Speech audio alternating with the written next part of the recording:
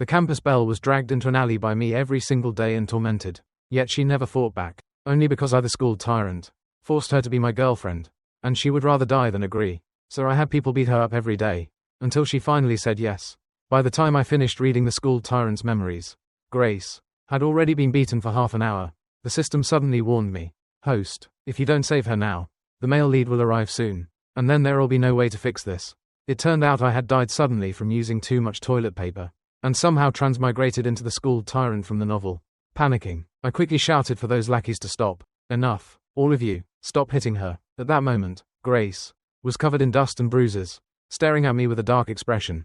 The system notified me. Current villain favorability, -90. So the girl in front of me was the great villainess of the book. The moment her favorability toward me hit -100, my death would arrive. I hurriedly crouched down, pulled out a tissue, and wiped her delicate face, grumbling in dissatisfaction. I told you not to hit her face. What the hell is wrong with you? Grace wasn't stupid. She knew I was pretending to be kind. And then I heard it again. Villain favorability, -91. This really was dancing on the edge of a blade. I quickly told the lackeys around me to leave. Just leave this to me. Villain favorability, -92. Her favorability kept dropping, and I started to panic. Could it be that she was already planning to make a move right now? I clutched the tissue and didn't dare make a sound. I only saw Grace silently climb to her feet and pick up the backpack that had been kicked away, limping as she walked out. I hurried a few steps after her. Grace stopped where she stood, her voice filled with disgust. What else do you want? I grabbed the hem of her clothes, and the pitiful look on my face was absolutely real. I was truly scared. Grace, I know I was wrong. Get lost. As Grace walked away, I stubbornly chased after her. Give me a chance to make it. Up to you. Okay, what? Are you switching to a tender approach now? Ryan. More, don't you disgust yourself? If you really want to make it up to me, disappear from my sight. Better yet, disappear forever. The hatred in her eyes was completely undisguised. I still wanted to say something, when I saw several boys rushing over from far away, looking furious. One glance was enough for me to know things had gone bad. The proper male lead had appeared. Ryan Moore. Why are you bullying people again? Naturally, I wasn't in a good mood either. Mind your own business. Villain favorability, -95. I gritted my teeth. When I heard that notification, my expression turned cold, and I suddenly turned to stare at the expressionless Grace. Ethan Walker flushed red from my retort, and, afraid I might do something to Grace, immediately stepped between us. I don't know what happened between you and Grace, but as long as I'm here, don't even think about hurting her again. Villain favorability, -97, -98, -99. Enough. Those words were not only for the system that kept blaring in my head, but also for Ethan Walker, who wouldn't stop talking. On my first S-rank mission, I had run into a ruthless character like Grace. Just my luck. At worst, if the mission failed, I would start over from zero. Wasn't it just getting torn to pieces by Grace a month later? Thinking of that, I hardened my heart, tore off the mask, and grabbed Ethan Walker, then shoved him aside. I sneered. What does it have to do with you? I'll bully her however I want. I'm going to bully her for the rest of her life. You're not even from my school. If I beat her at school, can you do anything about it? Anyone can run their mouth. Then I'll say this too, from now on. As long as I'm here, no one gets to touch even a single hair on Grace's head. Not one strand. As soon as I finished speaking, Grace's favorability had already fallen to rock bottom. I glanced at Grace, and, ignoring whatever she thought, pulled her away. Ethan panted and blocked our path again. Tell me, what will it take for you to let Grace go? Hey, I would love to let her go. But would the system let me go? I said viciously. Dream on. Even if I die, I'm dragging her down with me. I shoved Ethan Walker away, and he fell onto the road with a thud. Grace's steps paused. As she tried to pull her arm out of my grip, I refused to let go and showed her a smile without a trace of warmth, lowering my voice as I threatened her. Do you like him? Grace's body stiffened. My dad's company has business dealings with his family. But for a small company like theirs, my dad could crush them with one finger. If you want him to suffer because of you, you can refuse to come with me. Grace. In that instant, she looked like she wanted me to drop. Dead on the spot. Are you coming or not? After we left Ethan's line of sight, I called my family driver. Grace hugged her backpack. Can I leave now? No. Since you're so ungrateful anyway, you wouldn't want other people to suffer because of you, would you? So you'd better behave. Ryan Moore. How can you be so vicious? I'm not close to Ethan Walker, and I don't like him. You can't threaten me with him. I raised an eyebrow. Then I'll call my dad right now. I've disliked Ethan Walker for a long time anyway. Grace saw this and hurriedly pressed down the hand I was about to use to dial, her whole body trembling. What exactly do you want? What's so good about me that you have to cling to me? You like this face of mine, don't you? Grace suddenly went mad and clawed at her own face. I hurried to stop her, but Grace shoved me away. If I destroy it, Will you let me go? I frowned. Then what if I say I like you as a person? Are you going to kill yourself? Grace stared at me for a long time before speaking. If that's what you want. I grabbed her hand hard. If you dare kill yourself on me, after you die, I'll go torture your mom. Grace's greatest weakness was her mother. And those words made her legs go weak. She nearly fell to her knees. Stop this. I'm begging you. The driver pulled up. My heart was churning like a storm, but with my face cold. No one could see what I was thinking. I stuffed Grace into the back seat, then squeezed in beside her. To River City Hospital. Call my private doctor over. Grace didn't say a word the entire way. I rubbed my chin, feeling that what I had just said really had been far too cruel. But there was nothing I could do. If the target I was supposed to conquer died, it would be judged as a failed protection mission, and my independent consciousness would be directly erased. I shuddered. System. Am I doomed? Either way, I'm dead. There's still a month left. Try a little harder. I don't want to try harder. I want to be a salted fish. Why do I have to bear the original owner's mistakes? I handed her over to the private doctor, then sat alone on the bench, looking at Grace's beat-up backpack. I had no idea how long she had been using it. There were even traces of mending along the bottom. Honestly, Grace really had it rough. Her father had abandoned his original wife for power and married a wealthy young lady. And at the time, his original wife was already pregnant. Later, she raised Grace all by herself with great difficulty. After Grace grew up, they came to River City, wanting to start a new life, only to run into a beast like me. The next second, my private doctor, Dr. Allen, came over. I was afraid those people hadn't known their own strength, and had seriously hurt her. So I simply had him give her a full body examination. Seeing Dr. Allen's gloomy expression, I knew things were bad. She has a lot of new and old injuries on her body. Her ribs were broken before, and from the look of it, they never healed properly. Her health isn't good either. She's extremely weak. Whose child is this? Do they not even feed her enough? And what kind of condition is her stomach in? I listened silently without saying a word. What happened to the injuries on her body? Is she your classmate? Thank you, Dr. Allen. Can I take her away now? I'll give her an IV first. It should take about an hour to finish. Ryan, I know your family's affairs have affected you deeply, but I hope you don't let yourself fall. You're almost at the college entrance exams. Keep going. I understand. It was already dark outside. I came in holding the plain oatmeal I had bought outside, and Grace was half sitting on the hospital bed, hooked up to an IV. The wounds on her face and body had been treated, and gauze was taped to her forehead and the corner of her eye, making her look almost comical. I carefully moved closer, sat beside her, and said, I thought about it today. I was wrong. I really know I was wrong. At first, I just wanted you to look at me more, but I really couldn't justify all the disgusting things the original owner had done. I irritably scratched my hair. Forget it. I'll give up explaining. The doctor said your stomach is bad. Drink some oatmeal. It can help nourish your stomach. Grace laughed. Is this supposed to be a slap followed by a sweet reward? Do you think I'll be grateful to you? I didn't think that. Just treat it as me suddenly growing a conscience. It's only right that you hate me. So go on hating me. Anyway, I've given up. Given up on what? Grace felt not the slightest bit of pity because of my words. I won't have people beat you anymore. I know you hate me. And I know you want me to disappear forever. But can we discuss something? I tried asking one more question. If you really want to do something to me someday, could you use a gentler method? I'm afraid of pain. The original book hadn't described the process of my death, but just from the ending, I knew how horrifying it had been.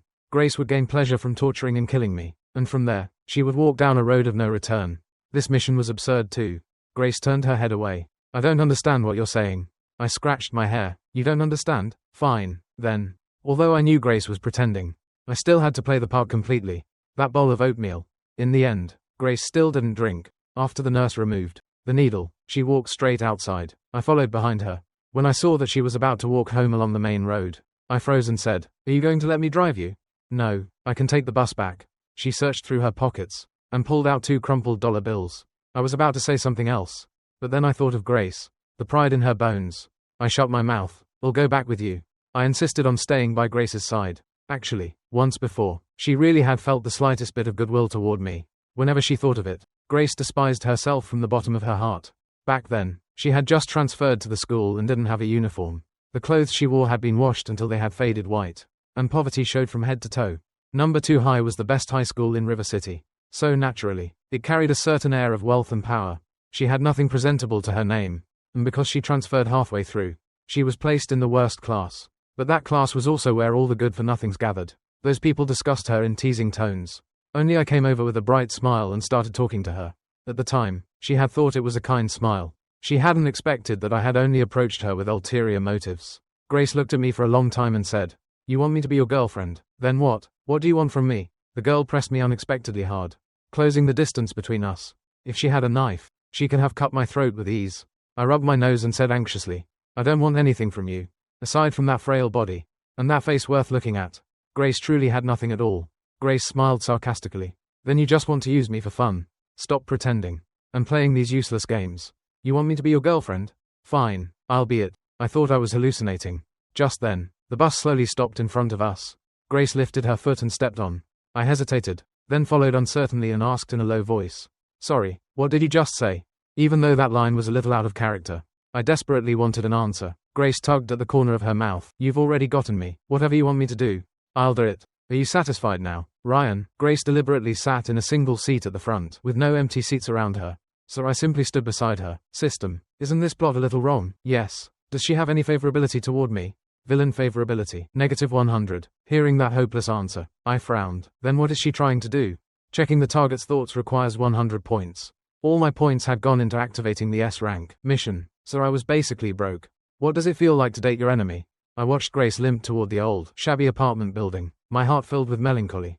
Grace's words had completely deviated from the original main storyline, leaving me at a loss, so I gritted my teeth and rushed over without fear of death. I'm going to die anyway.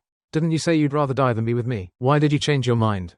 Grace? She glanced at me coldly without saying a word, and kept walking forward. I hurriedly tried to fix it. What I mean is, Grace suddenly shoved me hard against a streetlight pole. What exactly do you want? You said you wanted me to be your girlfriend. So I am. What else do you want? Ryan, more, you truly disgust me. I frowned and looked down at her, my expression a little pained. Grace had never hidden her loathing for me, but seeing this rare expression on my face, she suddenly seemed a little at a loss. She abruptly let go and turned her head aside. There's only 1 month left. I'll make it up to you. After saying that, she turned and left. As soon as Grace got home, she tried to hide in her room. She didn't want her overworked mother to worry about her again. But things never went the way people wished. As soon as she stepped inside, she saw her mother holding cross-stitch embroidery beneath the dim light. Her mother looked up. Did you get into another fight? Grace pressed her lips together and lowered her eyes. Her mother quickly checked the injuries on her body, heart aching terribly, but Grace didn't dare promise anything. She only said weakly, then what should we do? Tomorrow, Mom, we'll talk to the teacher. The college entrance exams are coming soon. This can't go on. No need. I can handle it myself. Her mother lowered her head and asked with difficulty. Grace, do you hate Mom? No, you're overthinking it. I'm going to do my papers. Grace's mother sighed. If you're hungry, there's food in the kitchen. Heat it up yourself. Mom is a little busy. Grace paused, but in the end, she said nothing. She didn't rush to take out her homework. Instead, she opened the drawer of her desk and took out a knife. That knife symbolized humiliation, and was also the force pushing her to climb upward. When her mother was young, she had truly been beautiful. Other kids used to envy Grace for having such a pretty mother. That year, she had only been in elementary school. When she came home, she saw a thug forcing himself on her mother. She roared, cried, and desperately clawed and beat him. In the end, she knelt and begged for mercy. The thug was arrogant. Before closing the door, he tossed her this knife. Kid, you're not qualified yet. If you want to kill me, use this. Grace's eyes darkened, as she looked expressionlessly at the knife, then put it into her backpack. She had had enough of this kind of life. Meanwhile, I was lying on my big bed after transmigrating into the son of a rich second-generation family. The treatment was amazing. Although my dad didn't care and my mom didn't love me, there was more than enough money. Just as I was floating in smug happiness, a warning made me immediately sit up straight. According to the system's inquiry, the target's favorability has now broken through the lower limit. A key item has appeared, and the original plot setting has begun to deviate. Host, please pay attention. Host, please pay attention. I still understood a lot about plot missions. As long as something didn't match the original world's plot, the storyline would deviate. What the system meant was that a new plot event was about to happen, and that plot would strongly affect the established life path of the target. I had just been thinking there was no turning point at all, and now the target had come to stir up trouble. The system quickly pulled up an image. It only showed the key item, an unsheathed dagger labeled as one of the main tools used to kill me. Now that this thing had appeared, my death seemed like it was going to come early. I irritably grabbed my hair, thinking it had been strange for Grace to suddenly say she would be my girlfriend. So it turned out she couldn't endure it anymore. She wanted me to lower my guard, then deliver the fatal blow. I spent the whole night worried and miserable, with the idea of trying once more to please the villainess. I deliberately bought breakfast for 2. Senior year was busy, and morning study began at 6:30. Grace was a good student, cared about her mom, and had no money. For all 3 years of high school, she had never eaten breakfast. I was ready to take the warm and gentle route, treating a dead horse like it might still be cured. I was a bad student, who had never attended morning study, so when I walked into the classroom, the students all looked somewhat incredulous. But when Grace heard the movement, she didn't even lift her head. She was bent over her desk in the back row, working on test papers. When I passed by Grace, I took out that breakfast and stuffed it into her desk drawer, then sat 3 rows away from her.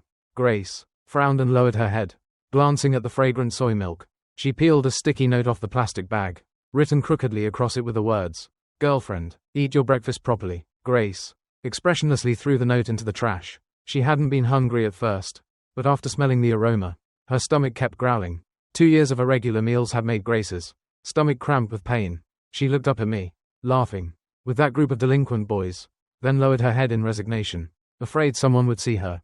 As she bit the straw and took a sip of the soy milk, it had peanuts and sugar in it, and it tasted good. How about it? System. Did she eat it? She did. She did. System. Check favorability. Villain favorability, -100. She ate my food and is still this ruthless to me. Forget it. System. I don't want to check anymore.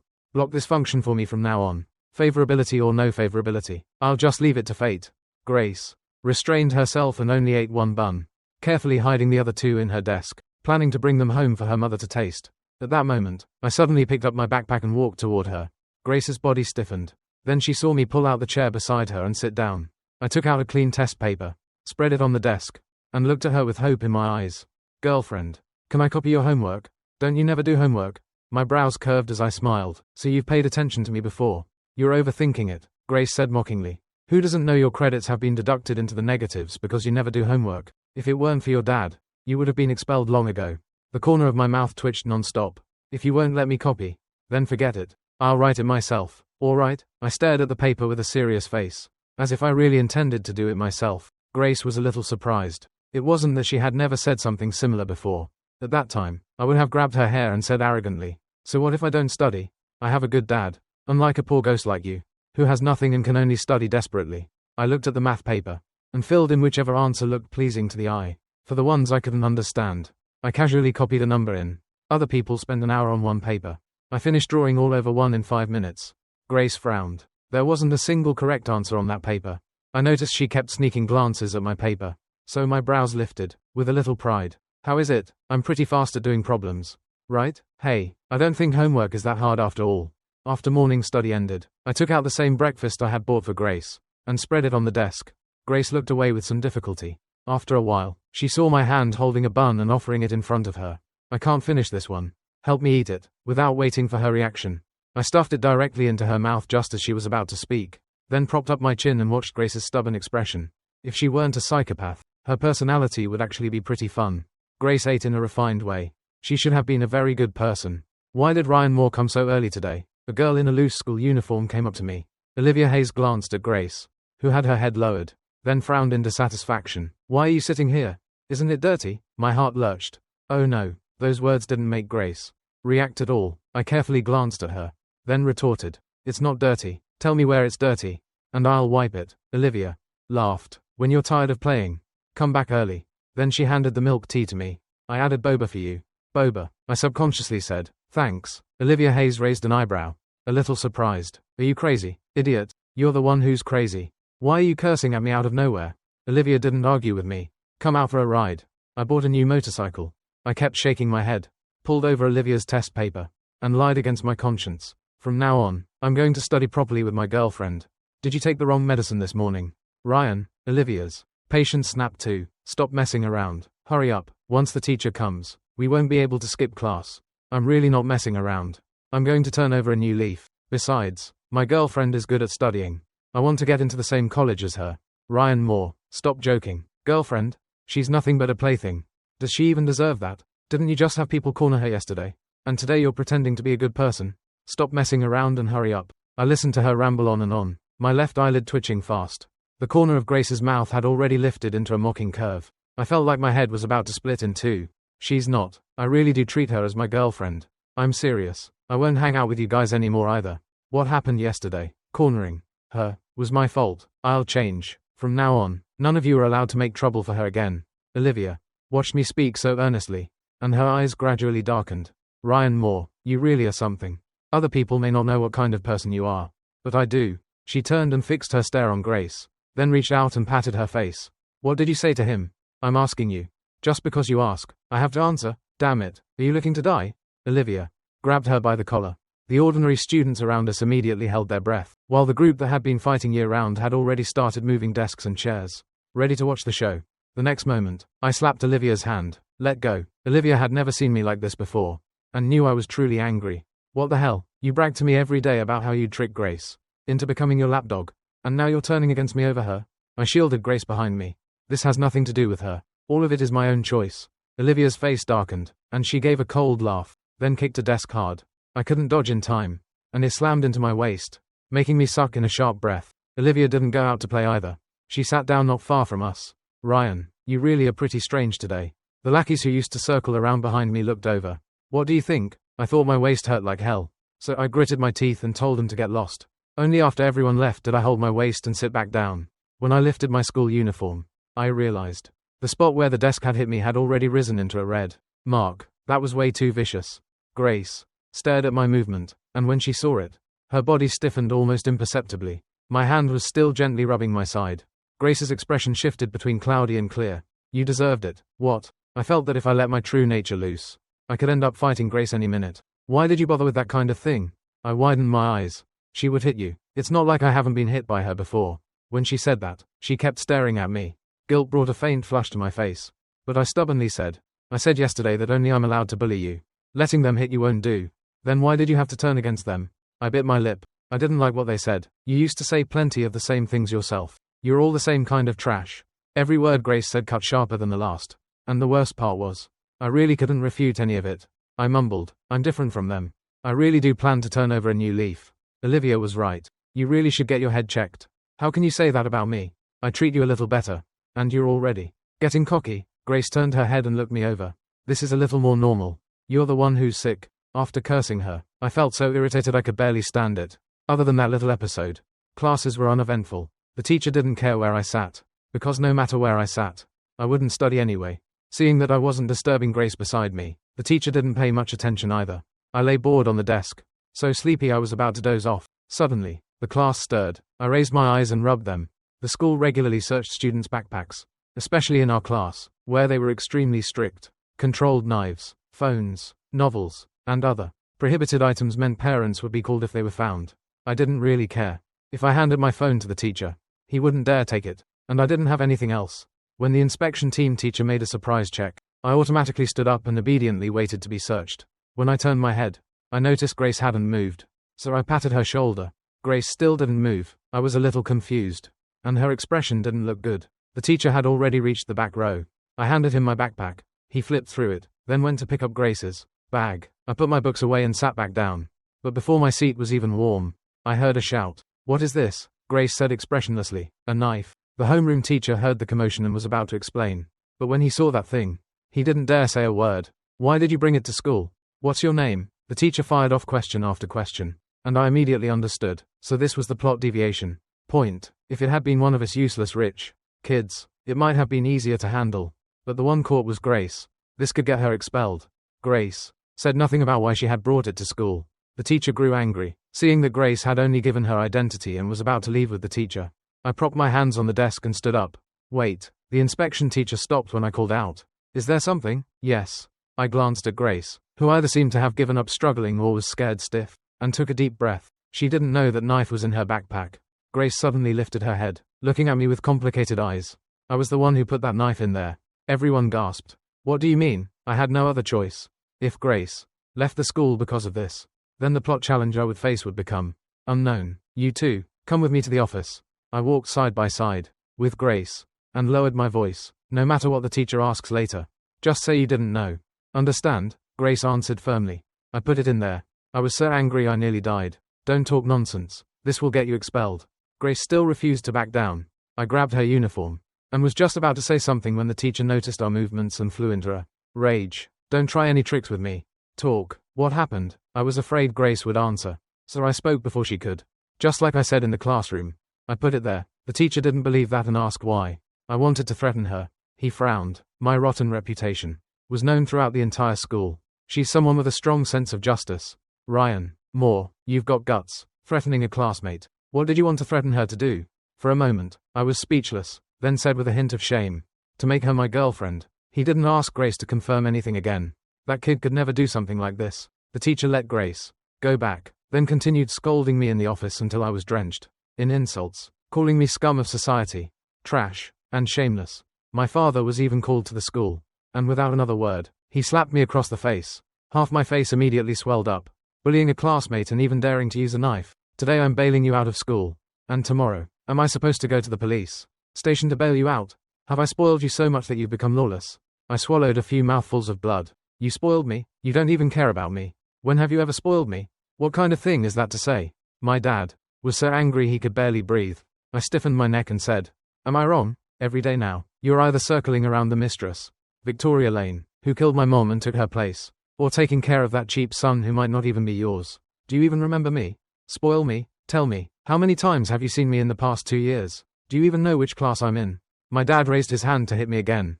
Go ahead. Better yet, beat me to death, so when I reach the underworld, my mom can get a good look. Seeing the battlefield escalate further and further, the teacher quickly jumped out to smooth things over and pushed me out of the office. I lowered my head, and tears fell with soft plops. I wasn't sad. Damn it, it hurt. Suddenly, a shadow fell in front of me. I lifted my head slightly and realized Grace had never left. I hurriedly wiped my tears. Why haven't you left yet? Why did you say that to the teacher? I had been wronged by my dad, but facing Grace, I didn't lose any ground at all. You wanted to use this to get the teacher to expel you, and I wouldn't let you. Don't even think about escaping from me. Don't even dream of it. On Grace's delicate face, a barely perceptible smile appeared. For a moment, I stared at her in a daze. Her tone softened, as she slowly stretched out her left hand. You look so ugly when you cry. Right after that, in class, I discovered something huge. My bank card had been frozen. Now that I had no money either, I lay on the desk, my lips trembling non-stop. I really looked like I had suffered some terrible grievance. Grace was confused for a moment. She even suspected she was the culprit. I listed the villa I was currently living in on a real estate website. At noon, the students all went to the cafeteria to have a meal. I had pissed Olivia off, and although the money in my WeChat account was enough to last me a few days, I didn't want to eat all alone, so I pitifully followed behind Grace like a stray dog. Grace was annoyed by me following her. Why are you following me? I want to eat with my girlfriend. Is that wrong too? She pressed her lips together. I don't eat lunch, but I'm hungry. Grace ignored me after that and went to the convenience store to buy a $2 piece of bread. Her mother gave her $10 every day, but she wanted to save as much as possible. I was a little stunned when I saw that she really planned to eat that. I quickly pressed down on her hand and grabbed her wrist. Grace was a little impatient. Ryan Moore, what are you doing? Eating. As I spoke, I dragged her to eat spicy hot pot. Only, I never expected to run into Ethan Walker at that place. Grace, you came here to eat too? Ethan glanced at the gauze on her face and frowned. Ryan Moore really is too much. How could he do this? Are you feeling alright? He didn't make things difficult for you again last night, did he? I was standing not far from Grace with my back turned, choosing ingredients, and when I heard that, I turned my head and drifted over like a ghost. What are you saying to my girlfriend behind my back? After being caught red-handed, Ethan's expression looked a little ugly. And you're calling her that so intimately? Are you that close to her? I angrily put a whole bowl of seaweed on the counter while grabbing Grace with one hand, paid the bill, and left. Let's go. Don't bother with him. But Ethan chased after us. Ryan Moore, you have money and power. So why do you insist on making things hard for Grace? She's already pitiful enough. Can't you let her go? Hearing that, I raised an eyebrow. I knew Grace hated it most when people called her pitiful. It felt like a pleasant surprise had fallen right onto my head. Pitiful. I've never thought Grace was pitiful. As for making things hard for her, you're overthinking it. We're in a serious relationship. Isn't that right? Then I slid my hand down along her slender fingers, forcing her to lace them with mine. I let out a cold snort and directly pulled her over to find a good seat. While the food still hadn't come. Share that bread with me, would you? Grace frowned. Why? I'm treating you to a meal. Shouldn't you give me something in return?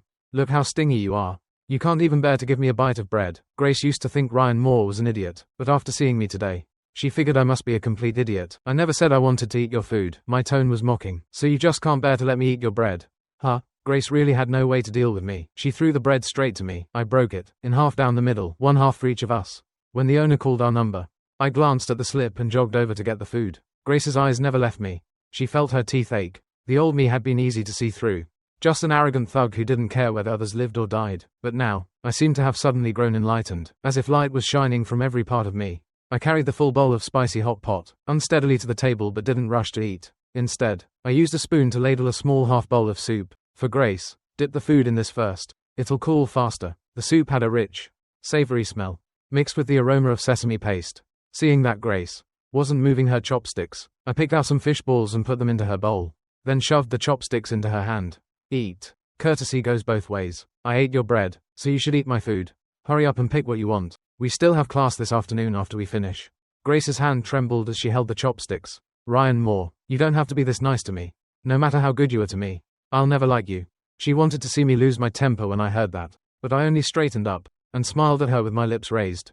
It's fine, I'll just try harder. You also said before that you wouldn't be my girlfriend. And aren't you my girlfriend now? For just over $30.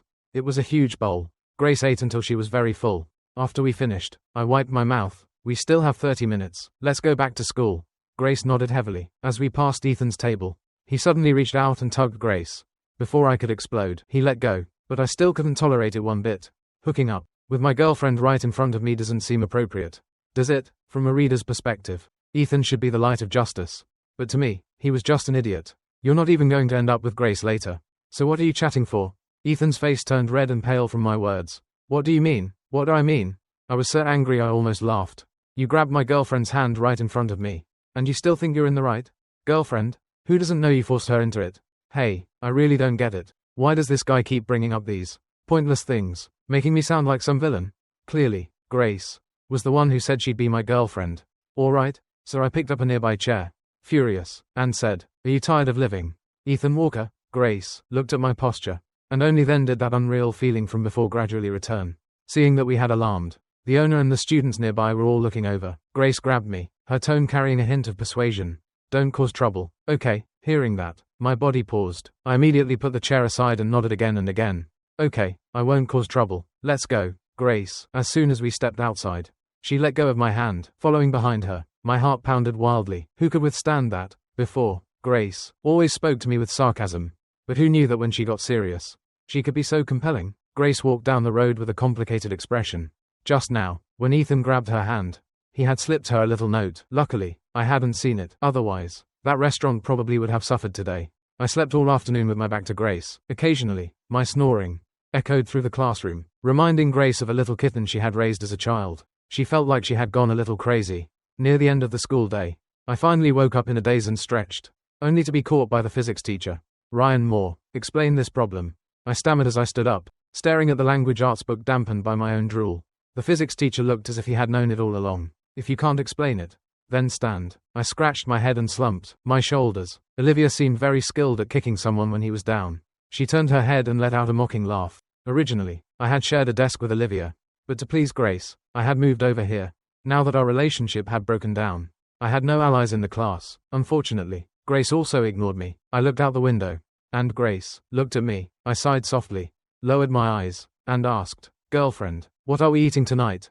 I don't want to eat. I knew she would say that. I want to eat. You're my girlfriend. You have to come with me. My bank card was cut off, and the driver had also been withdrawn, so I could only take the bus myself. The house was also about to be sold. After the agent checked it, he contacted quite a few people who wanted to buy my house. If the paperwork moved quickly, this would probably be my last happy day in the big villa.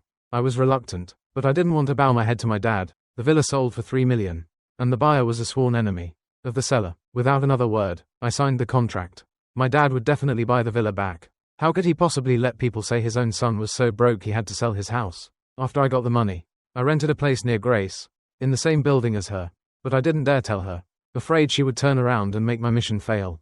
Every day, I quietly brought Grace breakfast and dragged her to eat 3 meals a day, without missing a single one. Grace endured it without saying anything, but her attitude did soften a little. While eating small bowl dishes with her, I tested the waters. Which school are you planning to apply to? Grace would apply to River City University because she didn't want to be too far from her mother. Sure enough, she honestly answered River City University.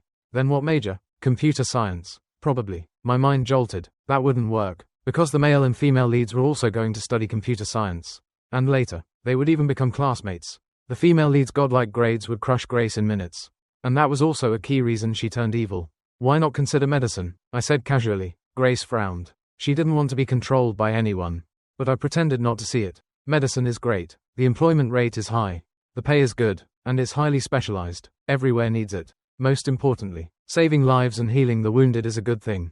Maybe it could help her shake off the villain title and transform into a good person. Not interested. I'm full. She had long since seen through it. I dragged her out to eat only because I thought she was pitiful. Grace was grateful to me, but she understood that all of this would become a joke. Grace had already made up her mind. When I tore off my mask, she would kill me without mercy. Since childhood, she had always felt that she would become a hunter, saving people, instead of worrying about me. You should think about your grades. Thanks for the meal. After hearing Grace's words, my mind suddenly sparked, and I thought of a good idea. Right, my grades are bad. How about this? From now on, I'll treat you to meals. And you tutor me. Grace studied me seriously. There's less than half a month until the college entrance exams. It's useless. How do you know it's useless if you don't try? I'm very smart. Smart enough to come in dead last every time. I frowned and didn't speak. Grace actually hesitated for a moment because of my expression, because of my constant feeding during this time. Her life had indeed become much better than before. When her mom heard she had a friend at school, she was happy too. 2 hours during evening self-study. Seeing her relent, I immediately smiled. Then you've promised me. You can't regret it. Grace had a strange, inexplicable feeling in her heart. Her eyes stared straight into mine, as if she wanted to see through my soul. You're different from before. My scalp instantly prickled, but only for a moment. Then I said arrogantly, of course. Maybe we won't see each other again later. So while there's still a little time, I should make up for it as much as I can. Is it so your conscience can feel better? I didn't know how to keep acting, so I lowered my head, looking wronged. If that's what you think, there's nothing I can do. I'm leaving first. I panicked a little, and after shoveling a random bite into my mouth, I chased after her. During this time, I still hadn't made up with that group of bad friends. Olivia could no longer hold back. Seeing me once again sitting sweetly together with Grace, when she passed by, she actually saw me studying, so she cursed. Ryan Moore, you really hooked up with a girl and started treating yourself like a good student. I looked up expressionlessly. What does it have to do with you? Olivia snorted. I heard your dad kicked you out of the family, right? Why did you even sell your house? None of your business. Olivia raised her eyebrows, looked at Grace, then looked at me. You spend money like water. Is the money from one house enough for you to burn through? Why don't you come and flatter me a little? And I'll have my dad put in a few good words for you with your dad. Isn't that more promising than staying with this poor loser? I slapped the table and stood up. Are you done yet? In the original book, this person barely had any plot. So why, now that it was my turn, was she acting like this? Couldn't she see that Grace looked unpredictable and was about to get angry? I have something to do. I'm leaving first. Grace had no intention of getting involved in our business at all. Olivia laughed. Our top student actually has something to do. Are you in a hurry to wash dishes or serve food for someone? Olivia, do you have something to say to me? Let's talk outside. Olivia disliked my anxious expression, and through some unknown magic, before we had gone very far, Grace actually lifted her foot and followed us outside too. Beneath the streetlight, my face was red with anger. Are you sick? Olivia, what does it have to do with you that I'm studying with Grace? You're the sick one. Olivia's voice immediately rose. I freaking told you to play around with people. That's one thing, but look at you. Are you one step away from moving into her house? What does it have to do with you? Did your dad not tell you that my family and yours are connected by a marriage arrangement? I was instantly dumbfounded, my mind a mess. I hurriedly asked the system, but got nothing. Do you know what you look like right now? You look like a simp and a stalker. Grace doesn't know you live downstairs from her.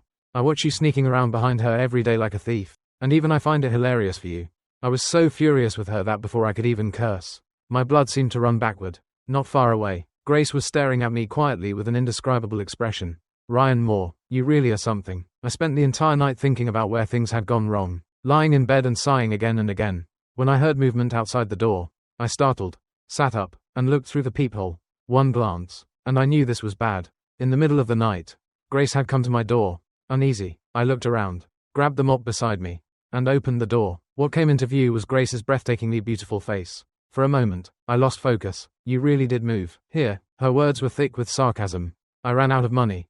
The rent here is cheap. Tutoring, Grace squeezed into the room. The place was especially shabby, and I heard her say to herself, we didn't make up the full 2 hours during evening self-study today. Since you want to work hard, finish your homework first. I hesitated. She really came here to tutor me? Only then did Grace realize that visiting a boy's home late at night was somewhat inappropriate. Forget it. I came at the wrong time. I'll tutor you during morning study tomorrow. I raised an eyebrow. I knew tutoring was only an excuse. She had only come to verify what Olivia had said. I can explain what happened today. No need to explain. I understand everything. I really wasn't stalking you. I just rented the place downstairs from you. As I spoke, I realized the more I explained, the messier it got, so I simply gave up on myself. I just wanted to be a little closer to you. Ryan Moore. Grace's voice turned cold, and the next second, she forcefully pushed me down onto the couch. Her lowered eyes and breath felt ambiguous. Two-timing someone is something I find disgusting. Thank you for your kindness these past 2 days. There's no need for it anymore. I really didn't know anything about the engagement. I like you. I want to be with you. Reason? If you say you like me, you should at least give me a reason. Is it because you think I have no power or status, so you can just play around with me? Since Olivia will still be there to cover for you anyway. I swallowed and said nothing. I don't care what schemes you're playing. Since you've moved here, behave yourself. Don't provoke my mother, otherwise. After Grace said that, she turned and left. Since the last veil between us had been torn away, I seemed to become much bolder. Early the next morning, I carried breakfast and waited downstairs. As soon as Grace stepped out, she saw me holding breakfast. What are you doing? Waiting for you, since you've already found out about me. Can I go to school with you from now on? Grace went downstairs to push out her beat-up bicycle, and I smoothly sat on the rear rack. Let's go. Are you a little too shameless? I didn't do anything. Didn't you say you'd tutor me during morning study? Hurry up. If you go any later, everyone will see you bringing me to school. The moment Grace got on the bicycle, I wrapped my arms around her waist. I could feel the girl's slender waist. The ticklish feeling around her waist made Grace's face heat up, though she didn't quite understand why she reacted that way. Once we reached school, she dropped me off in a corner where no one could see. I'm going to park the bike. Go to the classroom and wait for me. I curled my lips, not understanding what there was to hide. Who in the school didn't know what kind of relationship Grace and I had? Fine. Remember to eat your breakfast. I'm leaving. Grace spaced out for a moment, then pressed her lips together and gave a tight nod. I sighed. The date was getting closer and closer, and I couldn't tell whether Grace was genuinely being nice to me. System, help me check Grace's favorability. Villain favorability, -70. My steps paused, both surprised and disappointed. Although it was useful, it wasn't useful enough. Don't block this function anymore. I stopped at the school gate, and after a while, I saw Grace pushing her bike over. When she saw me, her eyes narrowed. Villain favorability, -71. The smile on my face instantly turned into a grimace. What kind of sensitive psycho is this? Your face looks bad. Are you not feeling well? I was just thinking that we probably don't have much time left together, and I don't want to be away from you for that long. Villain favorability, -72. Forget it. I'll leave right now. I turned and was just about to go when I heard Grace's cool voice behind me. Since you want to stay with me, then come along. Villain favorability, -70. I regretted turning the alert sound back on. After switching it on, my mood was a complete roller coaster. I had no way of guessing what she was thinking. It was the first time the class had seen the two of us come in together, and they wouldn't stop whispering. Yo, what's going on here? Has our campus belle Grace finally given in? What nonsense are you talking about? I was really afraid that line would make Grace's favorability drop, but after a while, I heard no system alert, and Grace showed no reaction either. So I tested the waters and said a line that fit my character. What campus belle Grace? You should call her sister-in-law. A lot of people in the class laughed, and then a ding sounded in my mind. I knew something bad had happened. Villain favorability, -68. I looked at her in surprise. Grace was pulling test papers from her backpack. Did you finish last night's homework? I was just about to speak, when I saw her brows knit together. You never actually planned to study properly, did you? I did. I wrote it seriously.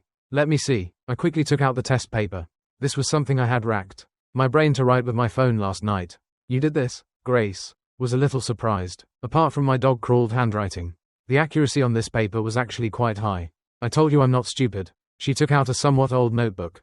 These are the key points I organized before. If there's anything you don't understand, you can ask me. I solemnly opened the notebook. Your handwriting is really pretty. It's your handwriting that's too ugly. The corner of my mouth stiffened. She really had gotten a lot bolder. If not for that -68 favorability, to outsiders, we would look completely like an intimate young couple. Should I buy a copybook and practice? You really should buy one and practice. Otherwise, the score for your paper, forget it. It's not like you'll do well anyway. Your family will still send you to good school. No, you don't know, do you? I took a deep breath. I didn't want to sell misery, but I had to close the class. Gap between us. My dad cheated a long time ago. I also have a half-brother who's 3 months younger than me. They actually stopped wanting me a long time ago. I lowered my eyes, hiding the gloom in them. Back then, only a few months after my mom died, my dad brought my stepmother and younger brother into the house. Their family of 3 was happy together, and I couldn't fit in at all. I hate rich people too. As I listened to the favorability, rising with a string of dings, I kept talking. The reason I acted out before was just because I wanted my dad to pay a little more attention to me.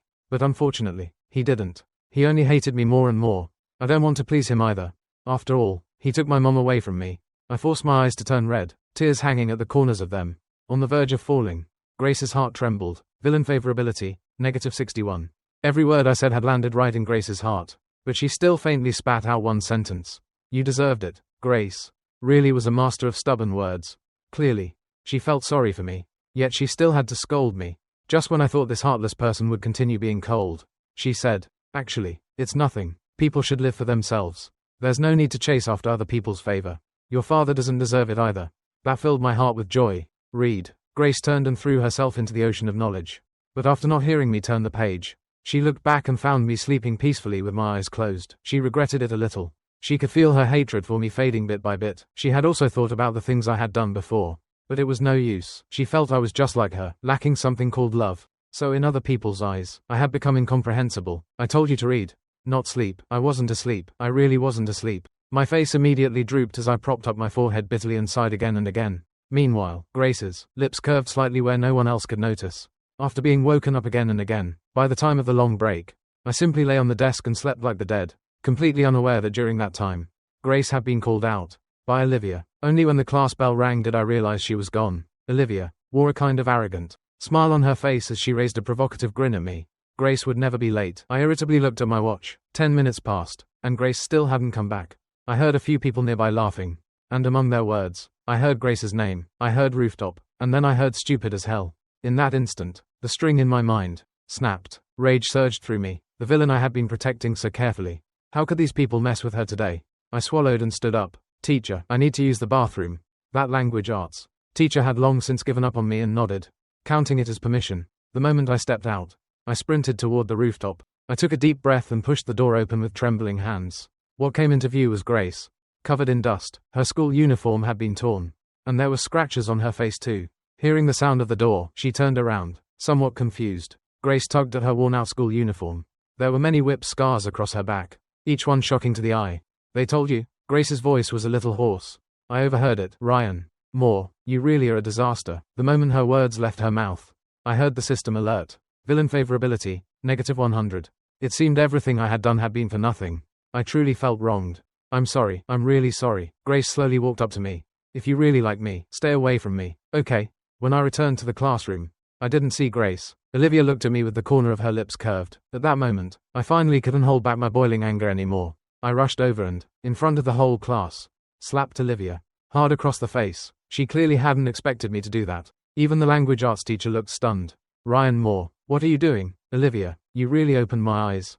If you've got the guts, come at me. Why did you have to go after Grace?" Seeing me yanking Olivia by the collar, the language arts teacher snapped angrily. "Ryan Moore, if you don't want to attend class, then get the hell home. Why are you causing trouble in class?" "Fine, I'll go home." The matter had already happened, and I no longer wanted to do anything to fix it.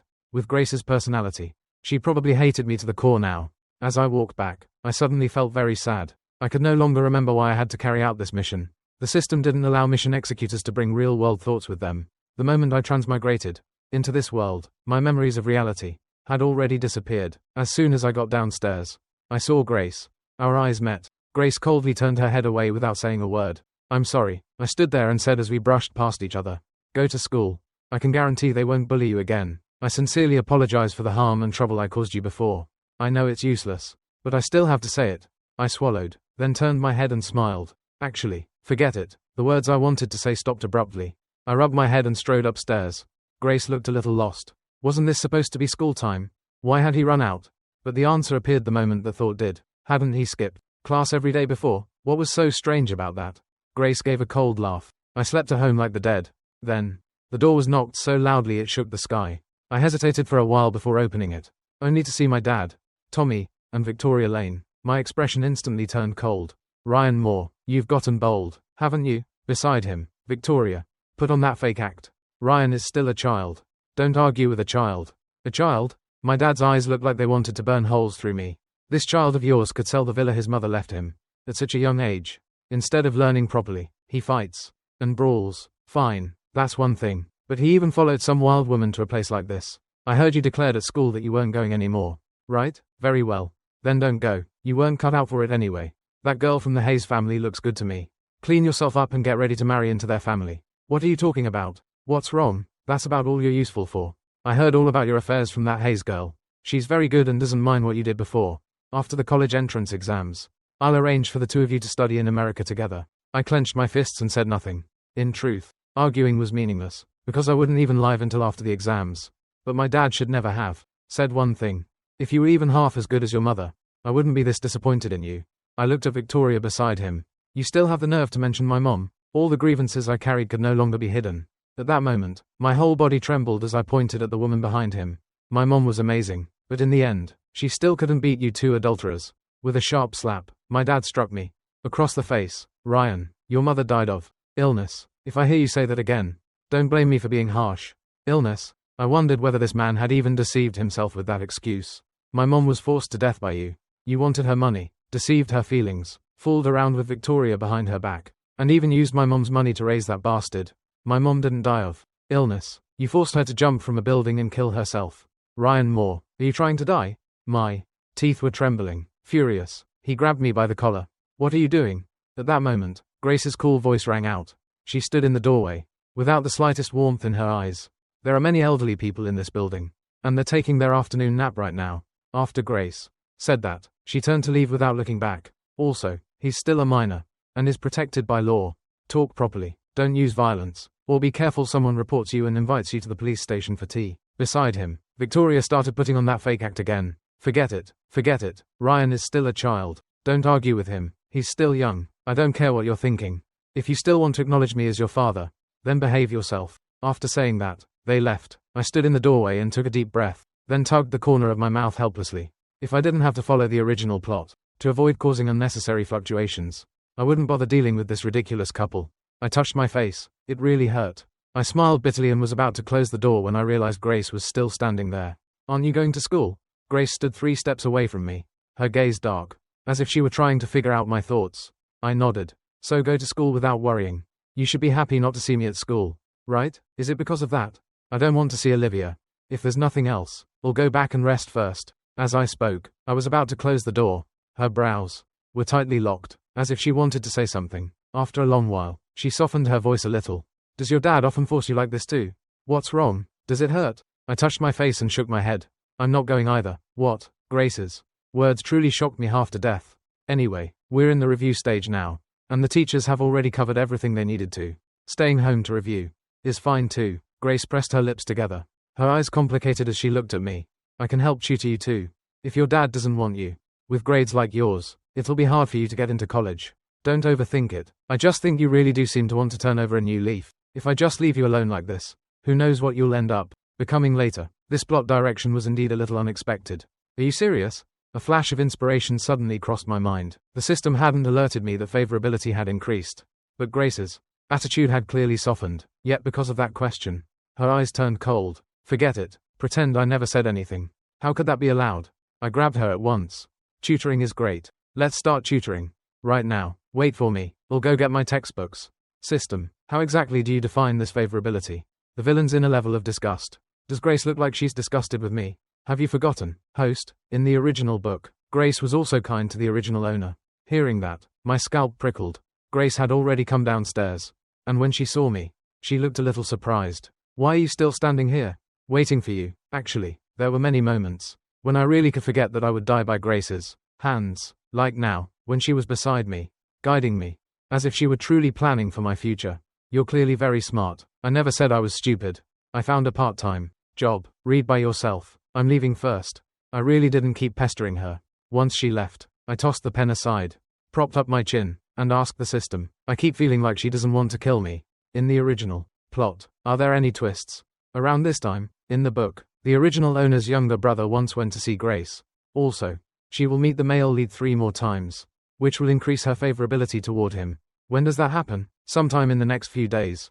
I stood up. There were barely any days left in this half-month. Even if I couldn't raise Grace's favorability toward me, I couldn't let her go further and further down the path of turning evil while falling for the male lead. A female supporting character who loves the male lead gets no good ending. I hadn't expected Olivia to call me a stalker, and then for me to actually become one. Grace worked at a cafe. I wasn't stupid enough to go into the shop, so I specifically sat in the milk tea shop across the street. Every day, I ordered 1 cup of milk tea and sat there until Grace got off work, then secretly followed her home. After a few days, I had gotten familiar with the staff at the milk tea shop, and some even teased me. If you like that girl, just go after her boldly. You're so handsome. She'll definitely be moved. When it was time for Grace to get off work again, I immediately hurried over, always keeping a distance of 10 steps from her. I had already planned it out. If I got caught, I would say I had only come to drink milk tea and that it had nothing to do with Grace. Grace walked unhurriedly, a smile at the corner of her mouth. When she saw an alley, she slipped inside while no one was paying attention. I had been following with my head lowered, and when I looked up, she was gone. Panicking, I hurried forward a few steps and looked around. Where did she go? Hey, did you finish the papers I told you to write? I turned around and saw Grace, leaning against the alley wall with a careless air. Why do you follow me every day? Grace's single sentence knocked me flat. Before I could say the lie I had prepared, I accepted my fate. How did you find out? What kind of person follows someone while staring every day, at the back of their head, without even bothering to hide? Do you think I'm blind or stupid? I wasn't. I was just worried. Worried about what? You're pretty. What if some other man takes an interest in you? She walked 2 steps toward me, then suddenly pressed me against the wall. I smelled a faint, clean fragrance, and lowered my head to meet her watery eyes. You like me that much? You can't leave my side for even a step? Then I have a better way, to make sure you can never leave me. Do you want to try it? I hesitated for a moment, then smiled. I do. Grace hated me, but that hatred seemed to be changing without either of us noticing. She slowly drew closer, her lips brushing the corner of mine. Her voice was inexplicably gentle. Don't move. My heart was trembling, because in that instant, I heard it. I heard the favorability value jumping wildly. Favorability, -50, +10, -99. Go home and write your papers. Even Grace didn't know what had happened. Wanting to kiss me had only been an impulse in that single moment. In that instant, she felt a panic she had never known before. No one had ever shaken her state of mind like this.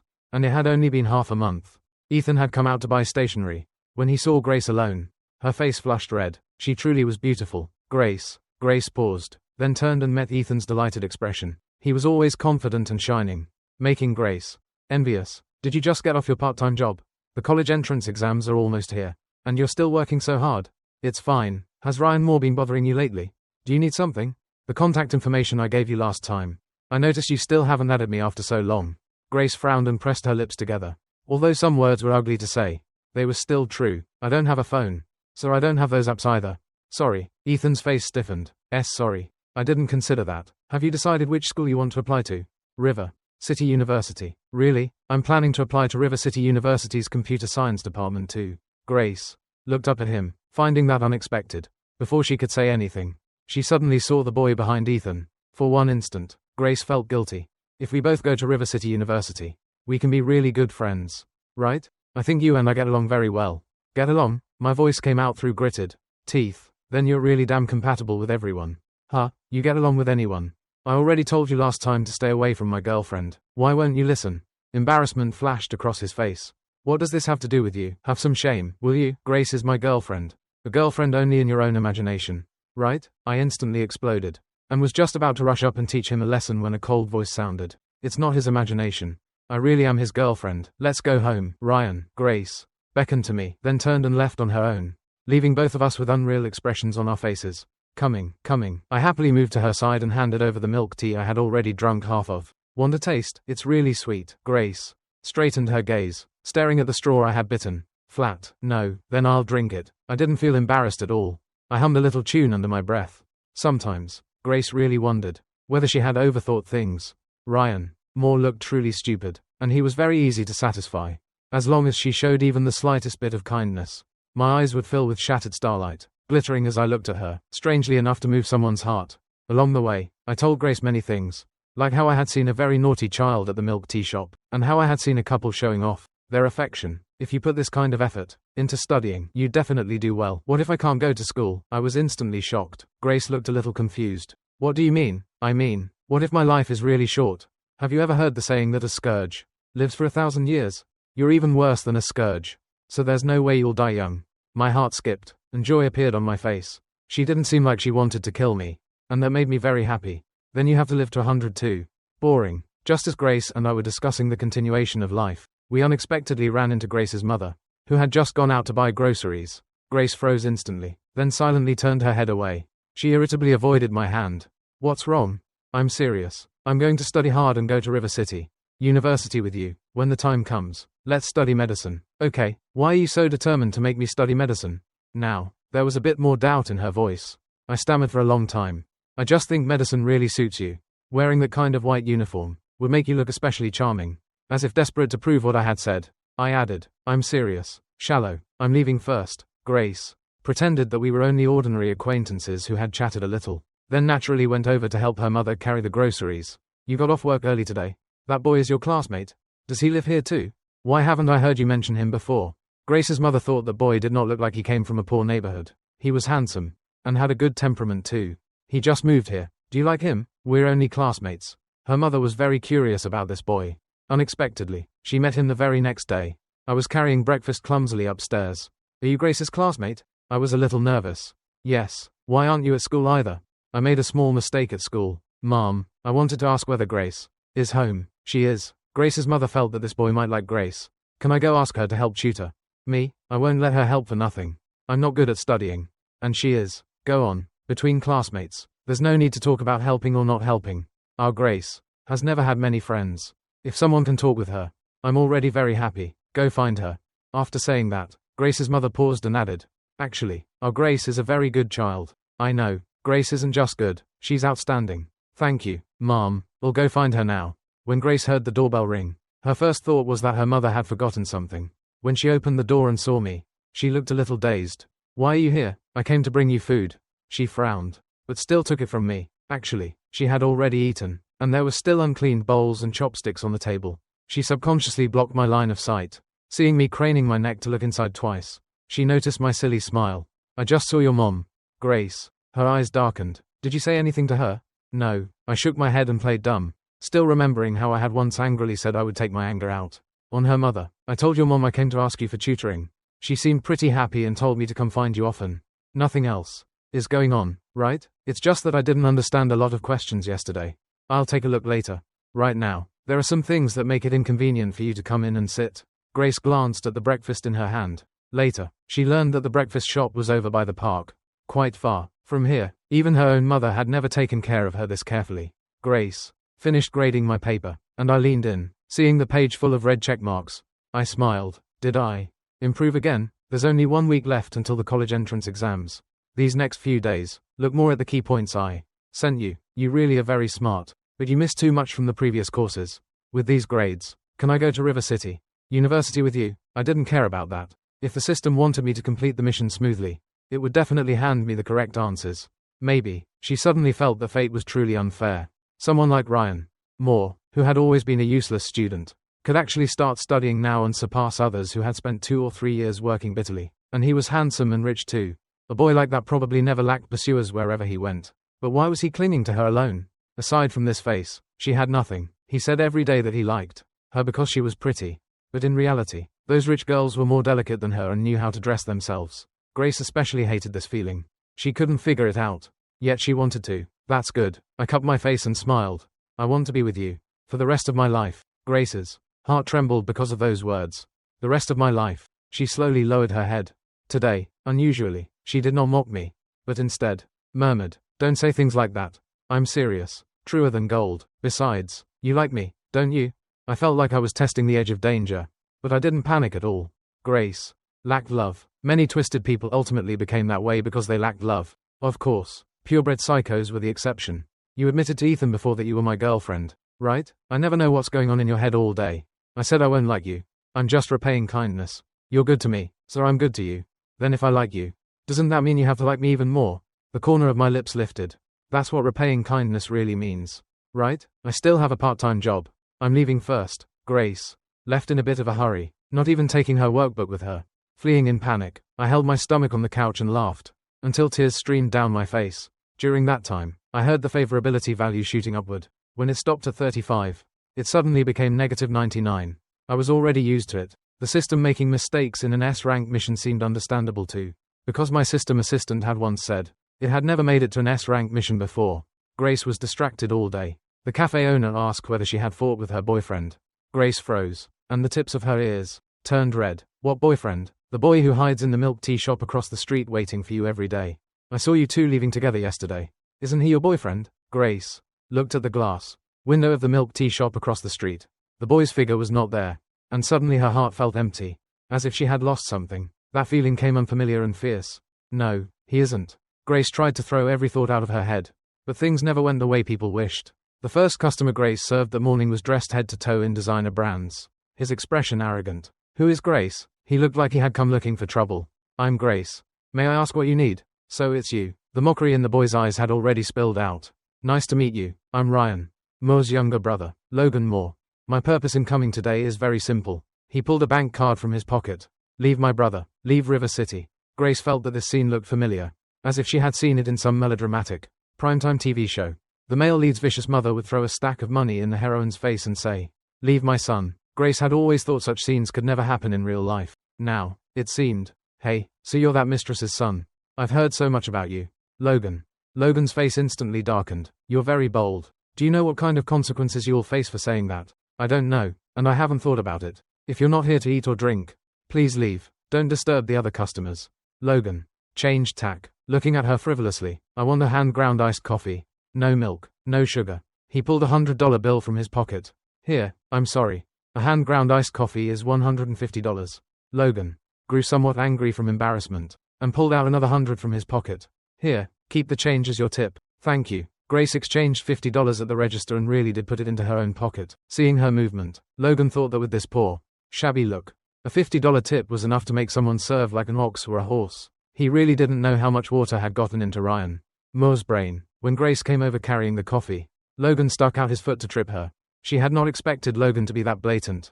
Her hand shook, and the entire coffee cup flew out, splashing all over Logan. What? Using your job to settle a private grudge? Even the shop owner ran out. He didn't know what had happened earlier, but as soon as he saw the clothes on Logan, he hurriedly apologized with grace. I'm sorry, our employee hasn't been feeling well these past 2 days, so don't waste my time with all that. I never wear clothes after they've been washed.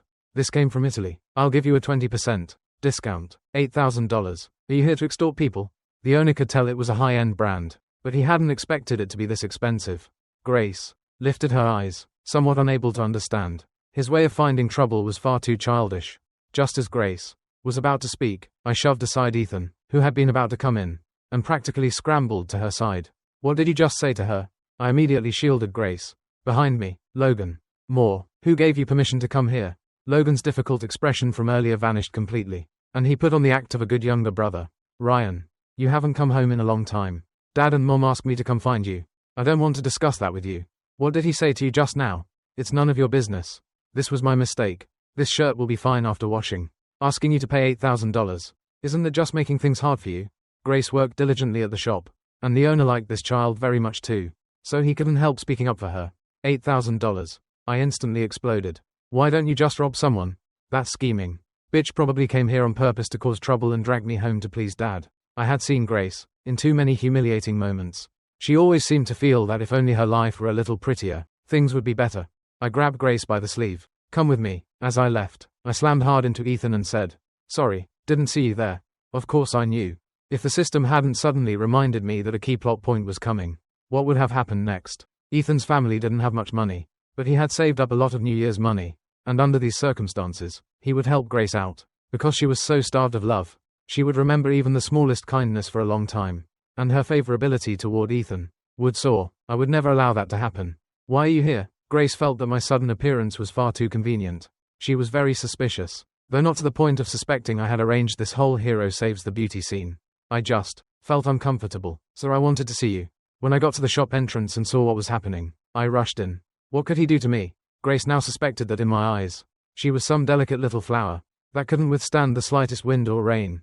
He isn't a good person. I said that with particular weakness. Grace let out a snort of laughter. Yeah, he really isn't a good person. I don't want to work anymore. Treat me to a meal. After all, he came looking for trouble because of you. You should take responsibility. Her sudden request both shocked and delighted me.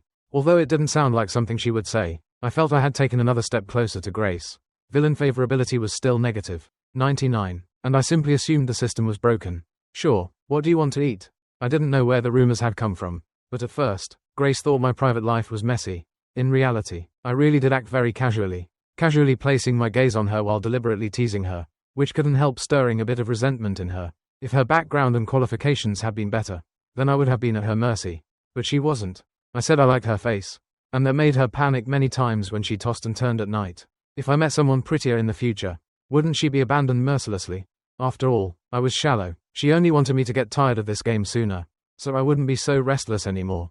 I rambled on and on, saying she couldn't eat raw or cold food, so Japanese food was out. And since her stomach was bad, spicy food had to be avoided too.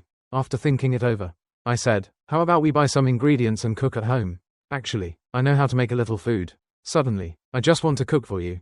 Okay. When 2 small dishes and egg drop soup were placed on the table, Grace stared at the good-looking dishes on the plates. I didn't expect you could actually cook.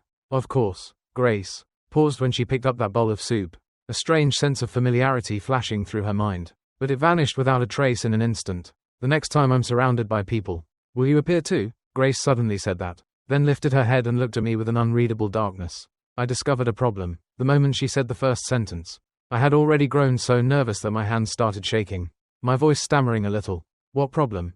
Do you hate Ethan? I hadn't noticed before, but this time, when Grace saw Ethan and me appear at the same time, she finally looked back and paid attention. As long as Ethan appeared, I always seemed to be there at just the right moment. My eyes drifted, and I didn't tell the truth. Grace's tone chilled by a few degrees. Yes, I hate him. I don't want you to have any contact with him. Not even a little. Why? You and he won't have a good ending. My tone was very firm. Grace raised an eyebrow and asked in return, then what about me and you? What? Will I have a good ending with you?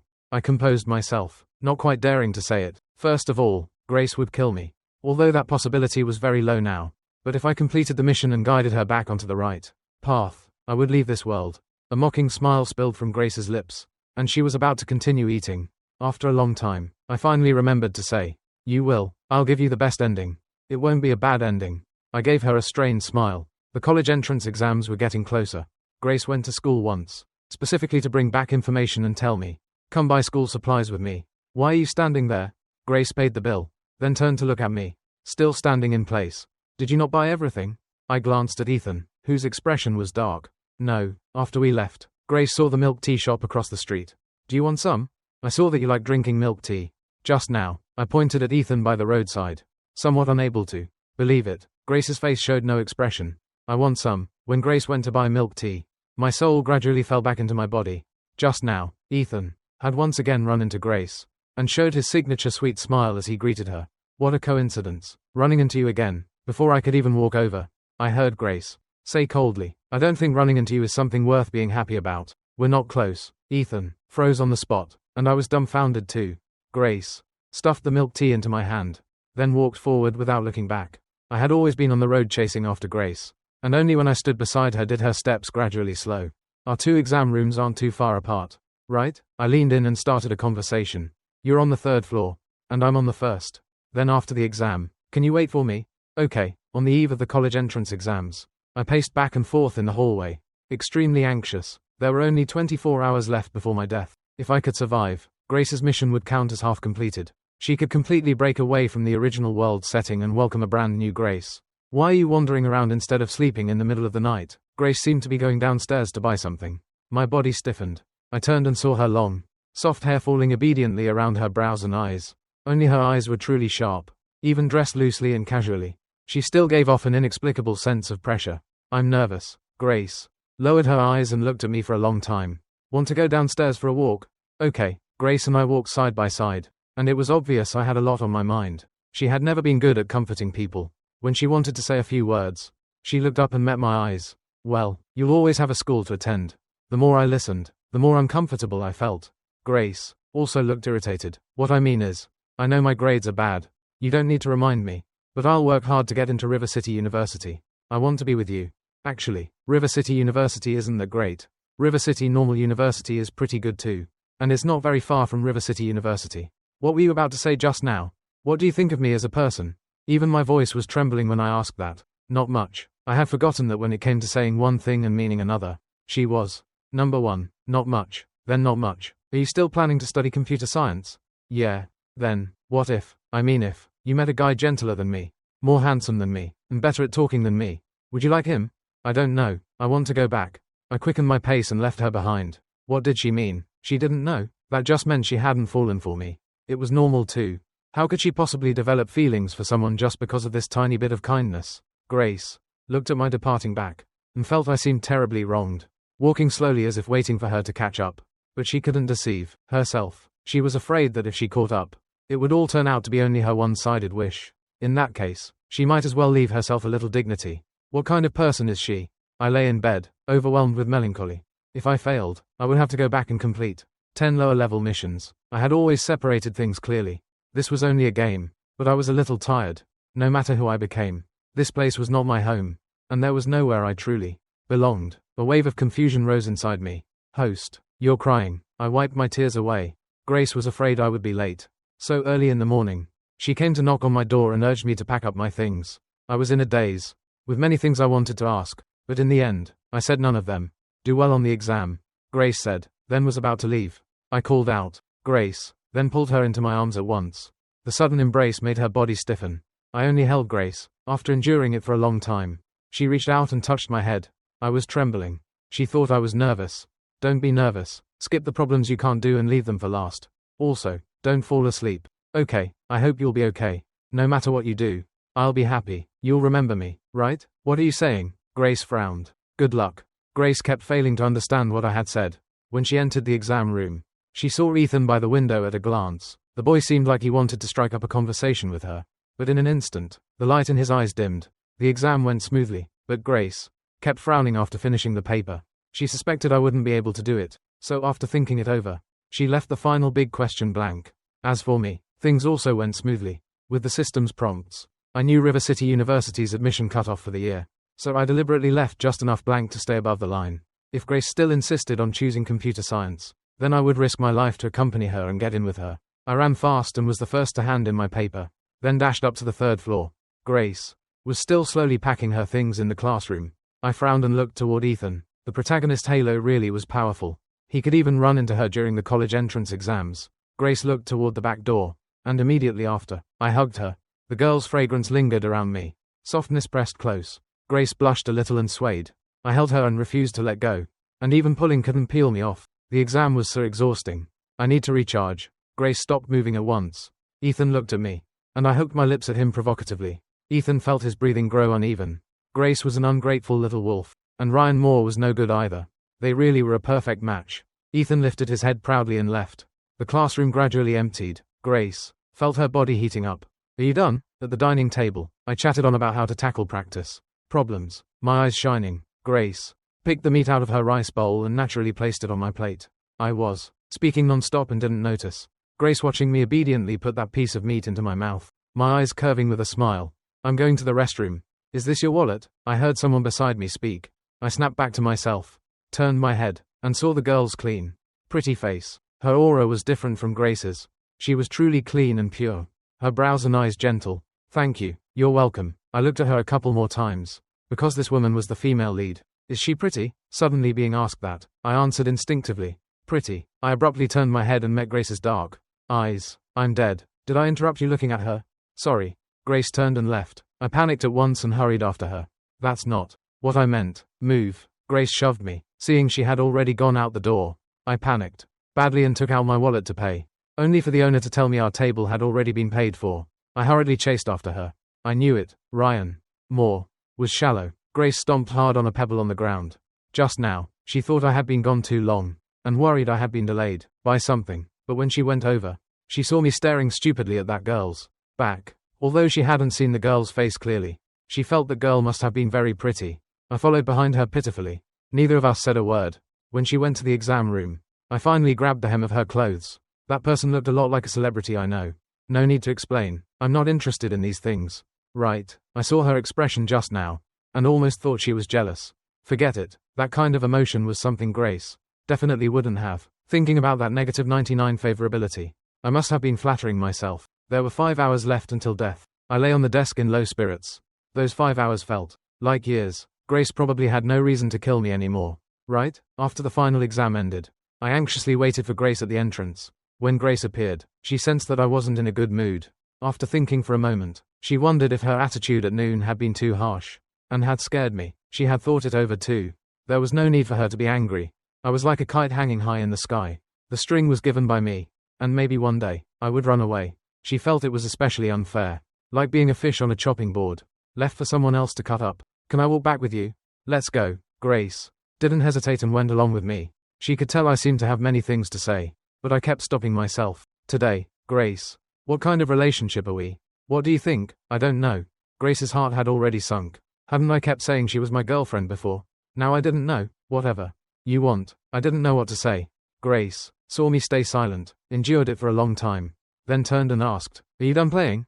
What? Are you going to tell me now that all the kindness you showed me before was just so you could abandon me? Is that it? I didn't. Grace's questioning was mixed with all sorts of emotions, and made the wiring in my head even more tangled. Suit yourself. After Grace said that, her heart tightened with aching discomfort. My mind was full of favorability alerts, rising and falling over and over, nearly making my head explode. So I stood in place, frozen in pain. Grace ignored me completely and walked away quickly. She had long been used to leaving me behind, and I had long been used to watching her back. When the favorability value cleared to 0, I froze in place for a long time. What does this mean? It suddenly reset to 0. Only Grace knew what the target was thinking. I couldn't figure it out, and I didn't want to go home either. Grace didn't know why she was standing by the window, looking down. She never saw my figure. I must have gone back. I was probably tired of playing and had made enough trouble. So it was time for me to return to my own place. I stood 10 steps away from the place where I was supposed to die in the original setting. Grace wasn't here. I survived. I felt dazed and checked the time. There was still half an hour left. If I survived, it meant the mission wasn't over yet. I still had to keep appearing by Grace's side and stop her from turning evil. I turned to leave, then heard a startled cry from inside the alley. I instinctively walked toward it, and then I saw Ethan trembling, surrounded by a group of young thugs. In the corner. Don't come any closer. I'll call someone. I scratched my head. What plot is this? Ryan Moore. When Ethan saw someone at the mouth of the alley, he was overjoyed and quickly called out. The group of thugs turned to look at me in a rush, and one of them called out in surprise. Ryan. Ethan's face instantly darkened, and he said shakily, "Did you send these people?" I stared at that thug's face, and thought it over, but I had no idea who he was. What are you doing? Our boss just wanted to invite him over to have some fun. But this kid refused a toast only to drink. A forfeit. I heard you don't like this pretty boy either. Ryan. Why don't we let you teach him a lesson first today? You guys, take him. Before I could finish that sentence, someone tapped my shoulder. When I saw Grace, the string in my mind snapped. Grace, save me. Ethan somehow found the strength to actually rush out of that group's encirclement and run straight over. He slammed into me and knocked me off balance. Ethan ran to Grace's side, while I was caught by one of the thugs beside me. Are you looking to die? Damn it, Ryan. Does it hurt? Didn't I say to hold this idiot down? Did none of you eat? Before that thug could finish speaking, a cause suddenly flashed through my mind. I didn't do this. I shoved the thug beside me away, drawing a clean line between us. Ethan looked frightened, and my heart skipped. Grace didn't push him away. She patted Ethan comfortingly and said softly, "I'll take you home." One thug deliberately tried to stop me, and I slapped him across the face. Ryan. You. His face was full of disbelief.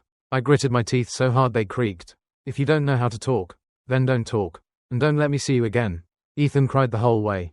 Grace was irritated by his crying, and for no reason. She thought of the look in my eyes just now. It made her feel sad. What happened just now? After school, they stopped me and dragged me into the alley. I didn't provoke them at all. Do you think Ryan Moore might have done it? It wasn't him. Grace said it with great certainty. Have you forgotten what he did to you before? Grace instinctively didn't believe Ethan's words, but these were indeed things I had done before. I'll call you a cab. I still have something to do. They probably won't chase after you anymore. I hadn't gone far. I stood quietly at the mouth of the alley. That group of thugs had already left. When I saw Grace, my eyes brightened, then I quickly pressed it down. Grace still came. 8:25. I didn't do this. I stubbornly wanted to repeat it again. Even though I understood that once Grace decided something, it was hard to change. She didn't speak, just looked straight at me. I know, I really was awful before, but I'm really changing. When I said that, the corners of my eyes were red. I have no reason to target Ethan. Really. Grace moved closer to me, and I stepped back. Are you here to avenge him? I'm afraid of pain. Can you let me choose a more comfortable way to die? Are you insane, Ryan Moore? Grace laughed from anger. I lifted my head in a daze, tears still spinning in my eyes. She took a tissue from her pocket and stuffed it to me. You're ugly as hell. Stop crying. I didn't know what I was thinking. This isn't enough. I only brought this little bit of tissue. Should I go buy you more? Aren't you? I thought she had come to kill me. Didn't you not want me anymore? Who said that? I broke into a smile, and wiped my face messily before asking. You left me here just now, and you also walked away directly this afternoon. Grace was making my heart pound wildly. With the same movement, still in the alley, Grace pushed me against the wall again. The two of us were very close. The girl's breathing was a little unsteady, her breath scattering over my face. You were the one who said you were tired of playing. That's fucking nonsense. I immediately cursed. I wished more than anything that Grace would only like me, so she wouldn't be interested in arguing with Ethan or competing with the female lead. Say one more curse word. She gently pinched my face. I grinned. I won't say it. I'm just happy. Even if Grace beat me up right now, I would still be happy. Ryan More, I'm not a toy. If you flirt with me, I take it seriously. I never said you were. I'm obsessive. I'm sick. I'm sensitive, suspicious, and emotionally unstable. I'm not a good person. When you said before that you wanted to be with me for the rest of your life, I believed you. Starting now, everything between us resets to zero, and we begin again. If you don't like me, we can be strangers, but if you flirt with me again, I will fall for you. I like you. Before Grace could finish, I spoke decisively. My eyes told her I was speaking from the heart. At least in that moment, I truly liked her. Ryan Moore, you're not like the old Ryan Moore. Hearing that, my heart suddenly froze. Ryan Moore, let's go home. Grace took my hand on her own. I was surprised when I heard the favorability instinctively. Favorability stopped at 10. Grace had never liked anyone before, but in this moment, she wanted me to belong to her more than anything. Both of us got into River City University. I thought about what dating someone like Grace would feel like. Her favorability stayed at increasing once a day, and sometimes there would even be a 0.1 increase. But Grace really was the standard good girlfriend. During summer vacation, she worked to save living expenses, but every time she came home from a part-time job, she would bring little things, like the milk tea I liked or the chicken drumsticks I liked to eat. Are you dating the boy downstairs? Grace happened to be resting today and had heard me say I wanted to go out, so she started getting ready early in the morning. Her mother's words made Grace's body stiffen. It was normal for her mother to find out. That boy's family background isn't ordinary, right? Go on. Grace said nothing and closed the door. I had already waited downstairs for a long time, but Grace was silent. Are you unhappy? Did you fight with your mom?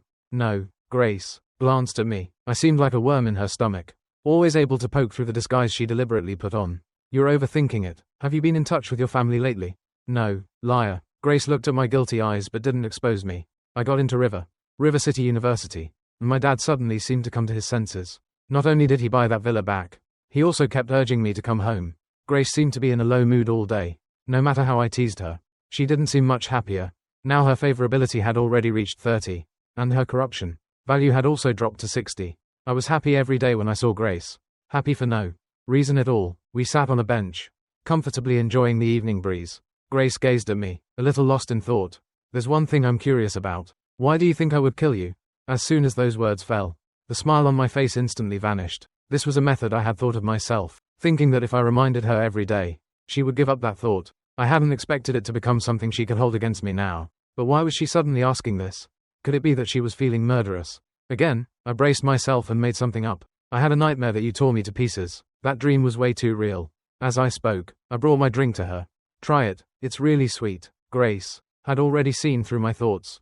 Under my expectant gaze, she took a sip. It really is sour. Sweet. There was no expression on her face. My hand trembled, and I took the drink back, deliberately taking 2 sips. Damn, it really was sour. Haha. Grace rarely laughed, but when she did, her eyes were the prettiest, rippling like a pool of spring water. I bit the straw and secretly looked at her, the corners of my mouth lifting into a smile too. Grace felt that whenever she was with me, she always forgot the time.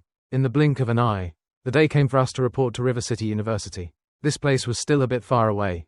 Even the teachers were shocked that I could get into River City University. Cheating would have been impossible. So in the end, they decisively concluded that my ancestors' graves must have started smoking with good fortune.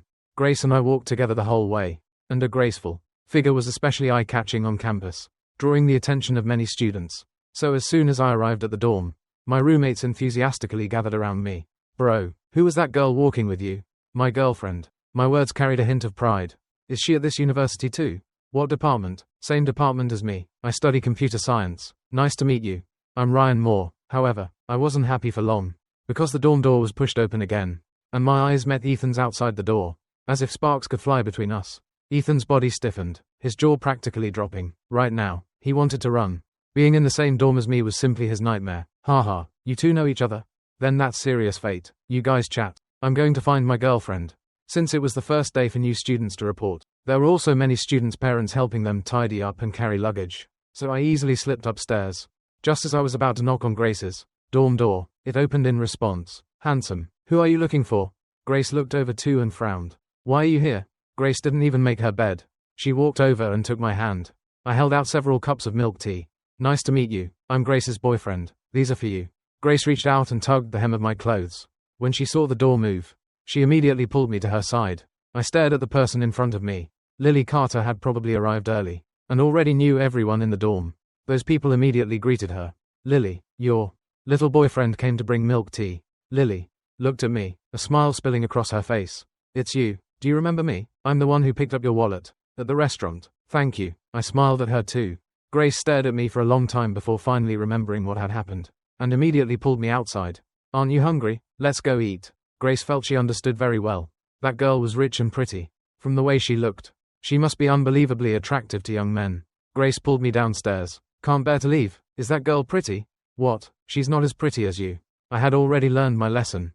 Now I could confirm. Grace was a jar of vinegar.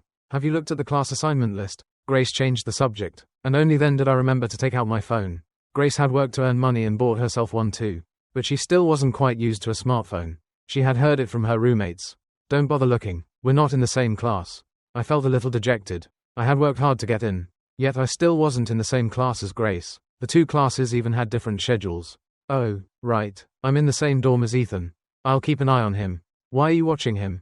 That kid isn't honest. He's always appearing in front of you. I don't like it. I clenched my fists. If I find out you two are in contact, he's dead. Grace let out a soft laugh. He must be trying to steal my girl. You can't get too close to that bad man. Understand? Grace especially liked me like this. It made her feel that I kept her especially close in my heart, filling it completely. Okay. In the dorm, her roommates chatted endlessly with nothing to do, and Grace was especially unused to it. She felt she should find a part-time job and keep herself busy. Grace, tell us about you and your boyfriend. How did you and your boyfriend meet? High school classmates. That's so nice. Have you two done it? Grace glanced over, and Lily said from the side, enough. Why are you asking such private questions? At the same time, my roommates were asking me how I had pursued the goddess. She loves me, so I just went along with it. Really? What else? I looked at Ethan. Ask him. Back then, he even said I forced her to be my girlfriend. Later, what did my girlfriend say again? My girlfriend said she wasn't close to him, and told Ethan to stop pestering her. What nonsense are you talking about? Ryan Moore, don't go too far. Ethan's eyes were red. Who was it that committed campus violence every day? Tell the truth. How many times did you hit Grace? Shouldn't I have suspected you? Who knows whether you were the one who sent those thugs after me during the college entrance exams? You rely on your family having a little money and make trouble all day long. My eyes had already gone cold. So what if I hit her? She still likes me anyway. Also, don't throw dirty water on me. Those thugs had nothing to do with me. I hope you shut your filthy mouth, idiot. So what if I say it? Hearing that, I was somewhat surprised. I hesitated, then immediately lifted the chair beside me. Say that one more time if you dare. Ethan didn't back down either, and walked straight toward me. Hit me if you dare. I swallowed. Ethan seemed different from before too. The hand I held the chair with was just about to swing it, yet he stood still and stared at me. The next second, I put the chair down because Grace had told me not to fight. Forget it. I'll let you off this time. Ethan snorted coldly and walked away. After I fought with Ethan in the dorm, my roommates could also see that the two of us were basically no better than each other. I didn't care about these rumors or gossip. I only cared about what Grace thought. But Ethan wasn't that carefree. Since childhood, no matter where he went, he had been held in people's palms and cherished. After repeatedly hitting a wall with me, it was clearly my fault. So why did Ethan? Are you not adjusting to school? Lily saw that he looked troubled and distracted, and her voice was unbelievably gentle. No, I'm just not in a good mood. Tell me about it. Lily and Ethan had grown up together since childhood. Practically childhood sweethearts. In Lily's eyes, Ethan had been a kind boy since he was little. If she had to find one flaw, it was that he was too kind. Lily, am I really that annoying? Who said that? Are you not getting along with your roommates? I didn't want this either. Ethan felt very wronged, always sensing that his roommates were openly and secretly distancing themselves from him. I knew a guy before, and he insisted I wanted to steal his girlfriend. Now I've been assigned to the same dorm as him. After we fought, the whole dorm is ignoring me now. Something like that happened? What's his name? Don't. I don't want to cause trouble. If he wants to say things, let him. It's okay. It's okay. Doesn't he love talking? I'll see how he talks in front of me. I wandered around the cafeteria. Grace, beside me, paid attention to my gaze. Is there nothing you want to eat? Should we go to another cafeteria? Okay, I don't want to settle. I turned and said to Grace, I heard there's a place nearby where the double skim milk is especially good. I want to. Before I could finish, I caught sight of Ethan and Lily standing together over there. In the original story, the two of them had not yet reached an ambiguous relationship at this point, although they looked a little unclear. In reality, neither of them had thought about that layer yet. It was Grace's appearance and her repeated goodwill toward Ethan that stirred Lily's possessiveness, making her see her true feelings clearly. Grace noticed that I had stopped moving, and turned to ask suspiciously, didn't you say you wanted double skim milk? Seeing me lift my chin, she followed my gaze. Ethan and the girl beside him really do match. I folded my arms and sighed. Grace noticed Lily beside him and instinctively took my hand. What's so interesting about them? Lily suddenly met Grace's gaze and strode toward us. Is something the matter? Grace's expression stayed calm. Without making a sound, I interlaced my fingers with Grace's. Only when I saw Ethan would I cling to her like this. Which dorm is your boyfriend in? He's in the same dorm as your boyfriend, right? Boyfriend? Lily froze for a moment, looked at Ethan beside her, and quickly reacted. No, we're friends. I heard he was being bullied in the dorm. You just said he was in the same dorm as your boyfriend. I laughed. Why don't you tell me? Who bullied him? Standing up for someone is my specialty. Lily's expression was a little surprised. Stop messing around. Grace scolded in a low voice. Who doesn't know what you were like in high school? A little thug with no proper manner. Now that you've finally restrained yourself a little. Don't, Ethan, with our relationship. I won't allow anyone to bully you. I raised my brows and smiled happily. Please tell me how the people in your dorm talk about Ethan behind his back. Okay, I don't know. I think the atmosphere in our dorm is pretty harmonious. Could it be that you did something shameful and someone dug it up? You're talking nonsense, Ryan. More. This is all because of you. Why are you pretending to be nice here? Ethan refused to say anything else and only dragged Lily away. I clicked my tongue. This finally had a bit of the flavor of a vicious male supporting character. Your name is Ryan Moore, right? I want to talk to you. Sure, let's go. A few of us sat in a quiet milk tea shop, and I showed no awareness that I had done anything wrong. Perfectly at ease. Did you? Grace leaned close to my ear while the two of them were ordering and lowered her voice. Did you? What? I looked innocent. Grace was almost fooled by me and tapped my forehead. The moment I said Ethan was in the same dorm as me, she knew things were bad. Sure enough, it had only been a few days, and I had bullied Ethan again. Why are you targeting him? Lily had a chill in her words. I thought, no matter how tough you are, can you really be tougher than the one beside me? The one beside me was the biggest villainess in the book, because I feel like it. Lily's brows immediately drew together. Ryan Moore was truly shameless. She sighed. After all, you'll be dorm mates for 3 years. Let's wipe the slate clean on what happened before. Even if you don't become good friends, don't fight anymore. Okay. Grace looked at Lily and let out a breath of relief. In truth, she didn't have much confidence either. I pushed the milk tea toward Grace. I can't finish it. Fine, I accept your suggestion. Also, don't provoke my girlfriend. Lily smiled. Thank you for giving me this much respect. I want to go back to the dorm and rest. I leaned close to Grace and kissed her on the cheek. Okay. Grace was very tolerant of me, to the point that she could pretend not to see many of my little flaws. I didn't provoke his girlfriend at all. It's fine, both sides can take a step back. When Lily returned to the dorm and saw Grace, she thought for a moment and said, things got a little ugly today. Your boyfriend isn't angry, is he? No, that's good. Tonight, I'm planning to treat the dorm to drinks. Bring your boyfriend along too. I'll bring Ethan, and we'll drink away the grudge. He doesn't like occasions where Ethan is present. Oh, what exactly happened? Lily became interested. She had asked Ethan in detail too, and after thinking it over, there didn't seem to be any deep hatred. I don't really understand either. He seems to target Ethan a lot. I guess today was his fault. Apologize to him for me. I won't go tonight. How can that be? Lily had a good temper and knew how to deal with people. Then just the few of us in the dorm can go out and have fun. We won't invite those boys. All right. Grace didn't have much money, but she understood this was probably necessary for making friends. If she refused now, it would indeed seem like she was rejecting kindness. When I heard that Grace was going out to drink, I specifically reminded her to drink less. Ethan won't be there, right? What kind of grudge do you have against him? It's Ethan this. Ethan that every day. I don't. I suddenly realized I seemed a little too obsessed. But he had the protagonist halo, so I had to guard against him. No, it's just friends from the dorm. Then buy me a bucket of popcorn when you come back. Before she left, I gave her a hug, and secretly stuffed $500 into her pocket. You said no boys were coming. When Grace walked into the private room and saw Ethan, her expression immediately turned a little ugly. Lily explained, Ethan didn't want to go back to the dorm, and he doesn't have many friends here. So, it's fine. Grace didn't say anything else. Ethan really was likable. Before the dinner was even halfway through, he had already gotten along with her roommates, laughing and joking in a lively way. Grace, however, seemed outside all that noise. At the end of the meal, that group got bored and wanted to play truth or dare. Grace couldn't just put down her chopsticks and leave, so she could only brace herself and keep playing. In the first round, Grace was chosen. Amid the shouting, she picked dare. The dare was to call her partner and say they were breaking up, then see how they reacted. Grace stayed silent, seeing the atmosphere go cold. Lily said, come on, don't. They finally got together. Why make trouble? Grace directly picked up the liquor on the table, poured herself a full glass, and tilted her head back to drink it down. In the next round, Grace didn't dare gamble, even though I had given her so much tolerance. Grace drank too quickly, and when the drinking party broke up, her head was already heavy and dizzy. The others were also badly drunk. By the time it ended, the dorm curfew had passed, so Lily directly booked 4 rooms. She couldn't take care of everyone alone, so she instructed Ethan, "Watch Grace for me, and go to the hotel first. Use my name." Ethan and Grace sat together in the back seat. Grace seemed truly drunk now, feeling very uncomfortable. Their touching arms passed warmth between them.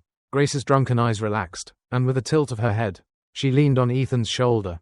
Ethan's body stiffened. He glanced at Grace, his expression dim. Such a good girl. How did she end up liking Ryan more? Thinking that, he silently helped move her head to lean against the other car window, then got out, preparing to buy her something. To sober her up, Grace kept mumbling popcorn.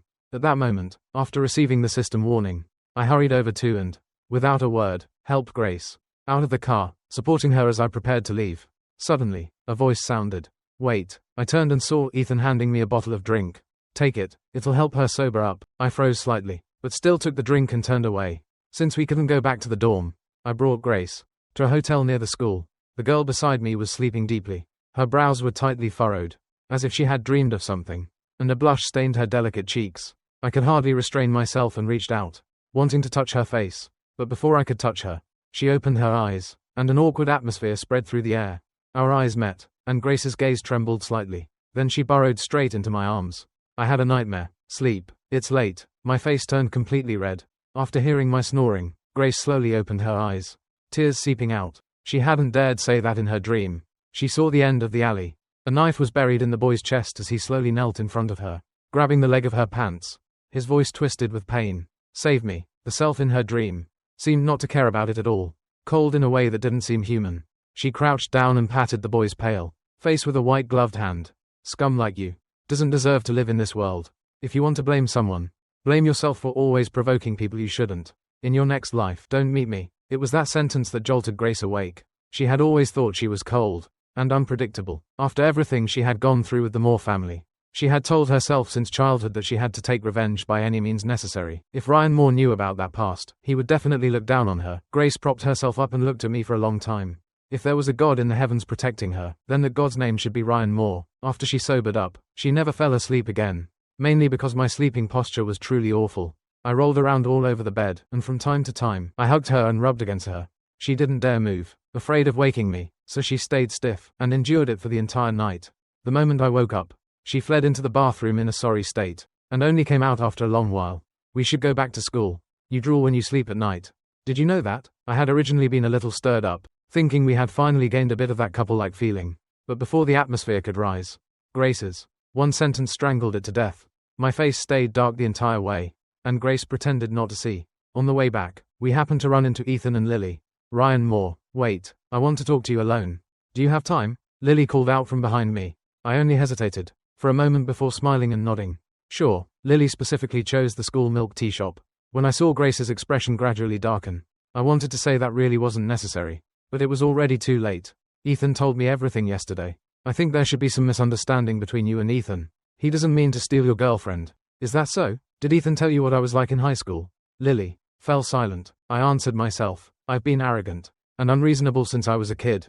I'm targeting him. What can you do to me?" After saying all that, I silently gave myself a thumbs up in my heart.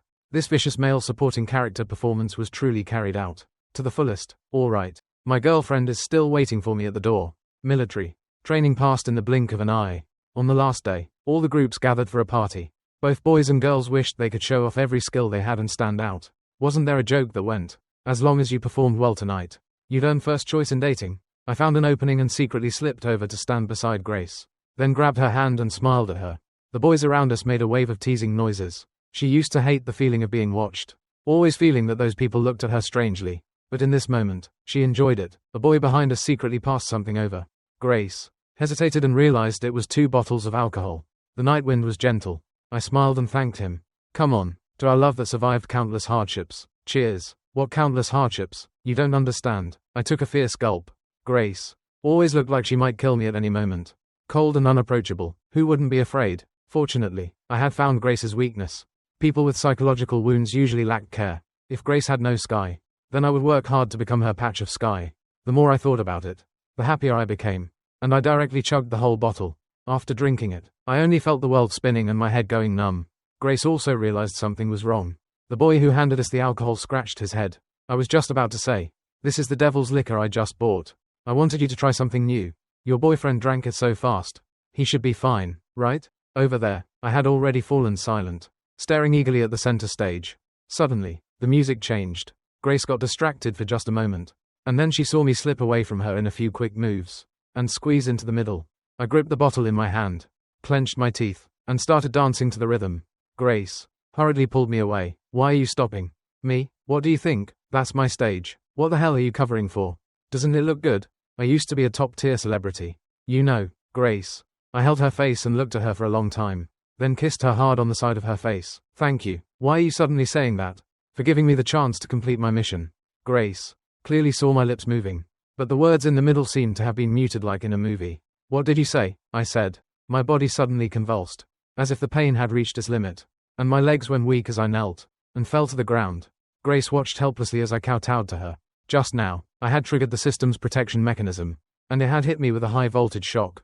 The alcohol haze instantly vanished. When I came to, I found myself lying on the ground, while Grace's expression was deeply meaningful. I'm just so grateful you agreed to be my girlfriend. But I didn't know how to express my excitement, so I kowtowed to you. Are you satisfied with this method of gratitude? Get up already. Grace knew I was talking nonsense and didn't know whether to laugh or cry. Do your legs hurt? At first, I hadn't thought much of it. The pain I had suffered before when resisting the system was far worse than this. But no one had ever asked me if it hurt. I was so moved that I immediately hugged her, my hands becoming very restless. What are you touching? What's wrong with touching my girlfriend? Grace didn't respond, and for one brief moment, I truly felt there would be nothing wrong with staying by her side for the rest of my life. One day, I chased after the system and asked what mistake hosts who entered S-rank missions but failed were most likely to make. The system said they would fall in love with their target. We leaned against each other until we reached the dormitory. When we parted, we were still reluctant. Looking back every few steps, I felt that after living days like this for long enough, I would often fall into a trance. If the system hadn't reminded me that a new chapter was about to begin, I would still have been immersed in my daily banter and fooling around with Grace. Late at night, my phone suddenly rang. I quickly answered and heard Grace's slightly hoarse voice. Ryan Moore, I have to go home tomorrow. I don't know when I'll be able to come back. Be good at school, listen and don't cause trouble.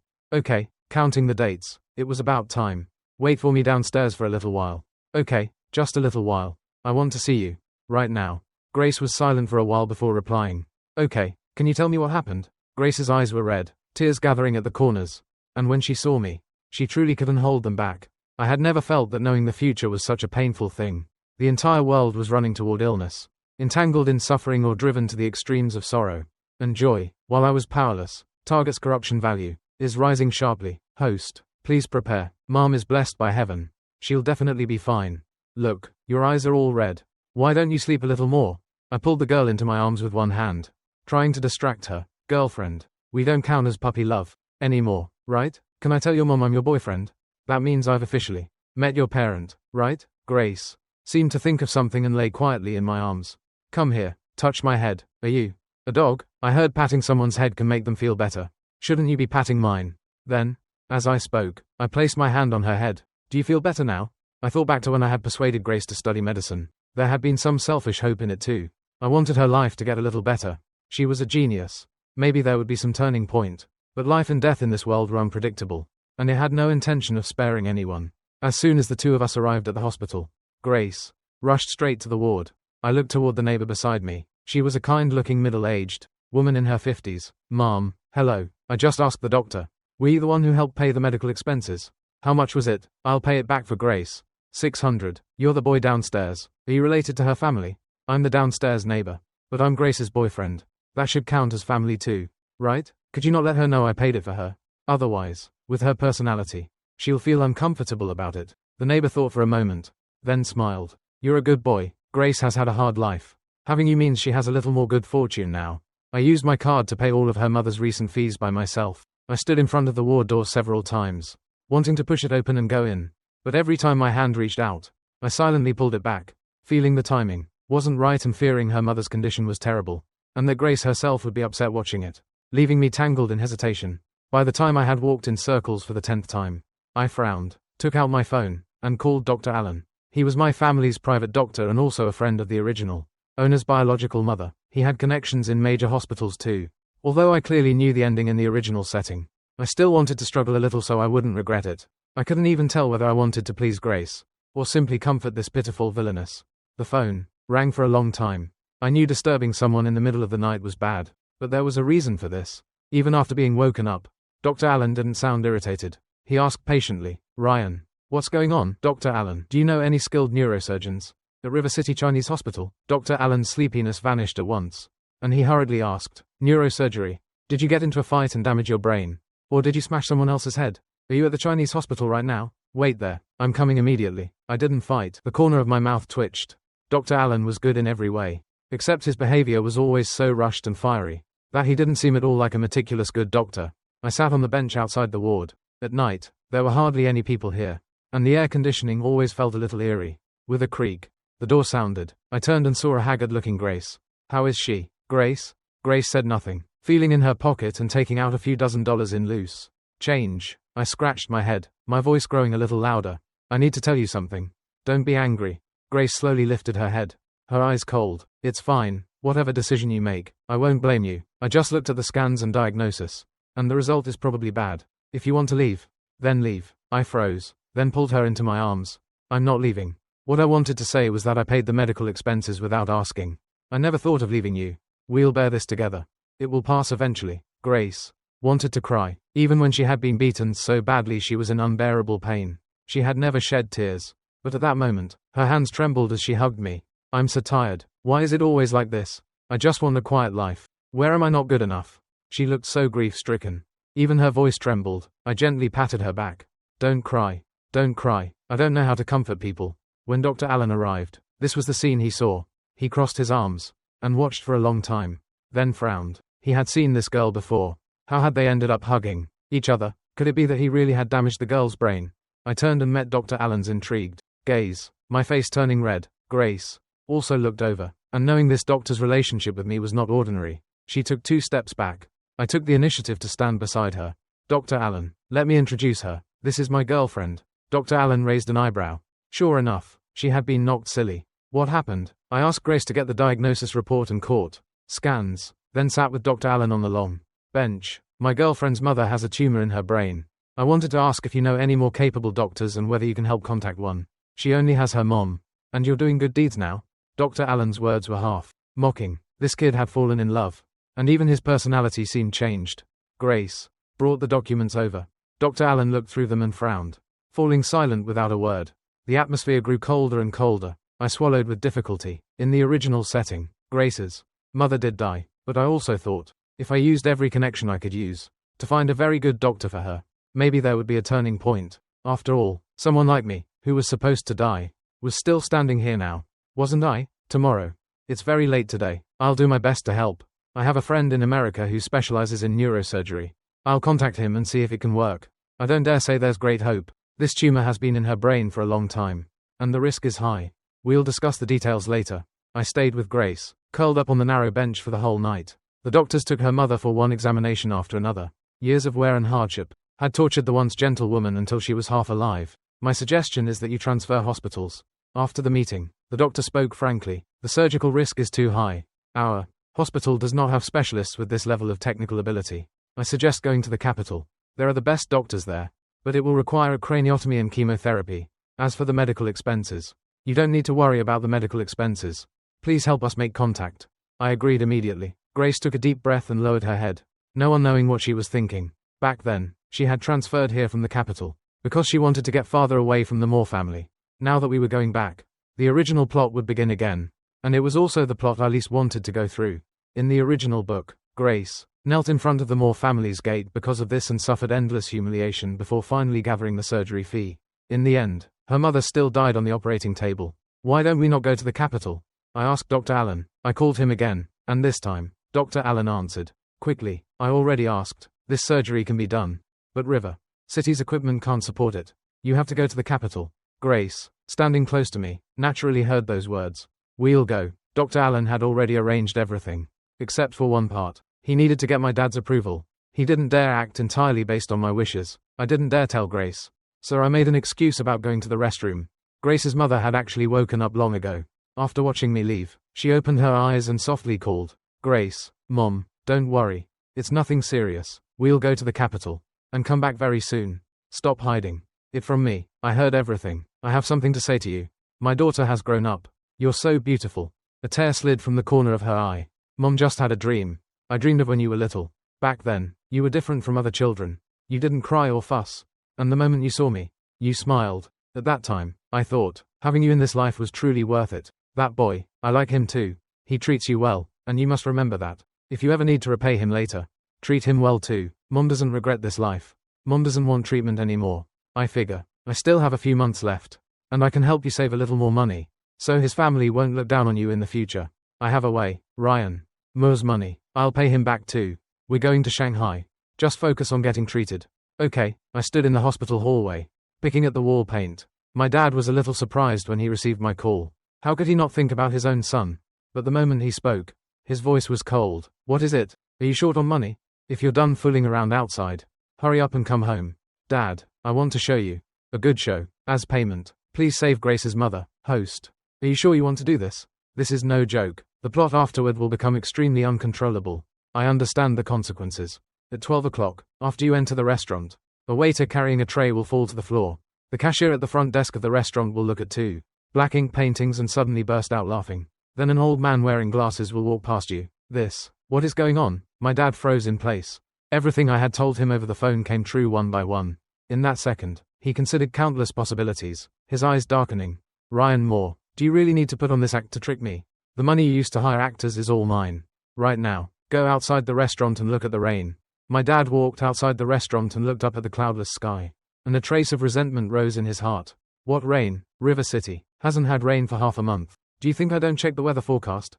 Just then, dark clouds gathered, and rain poured down in torrents. The hand my dad used to hold the phone trembled. His eyes filled with disbelief. The expression on his face froze in that instant. The corner of my mouth curved upward. In the original text, River City, which hadn't seen rain for half a month, would have 3 straight days of heavy rain starting today. The major turning point of the whole story also began during these few days. Dad, I believe you're a smart man. I folded my arms and smiled. You really have the ability to predict the future?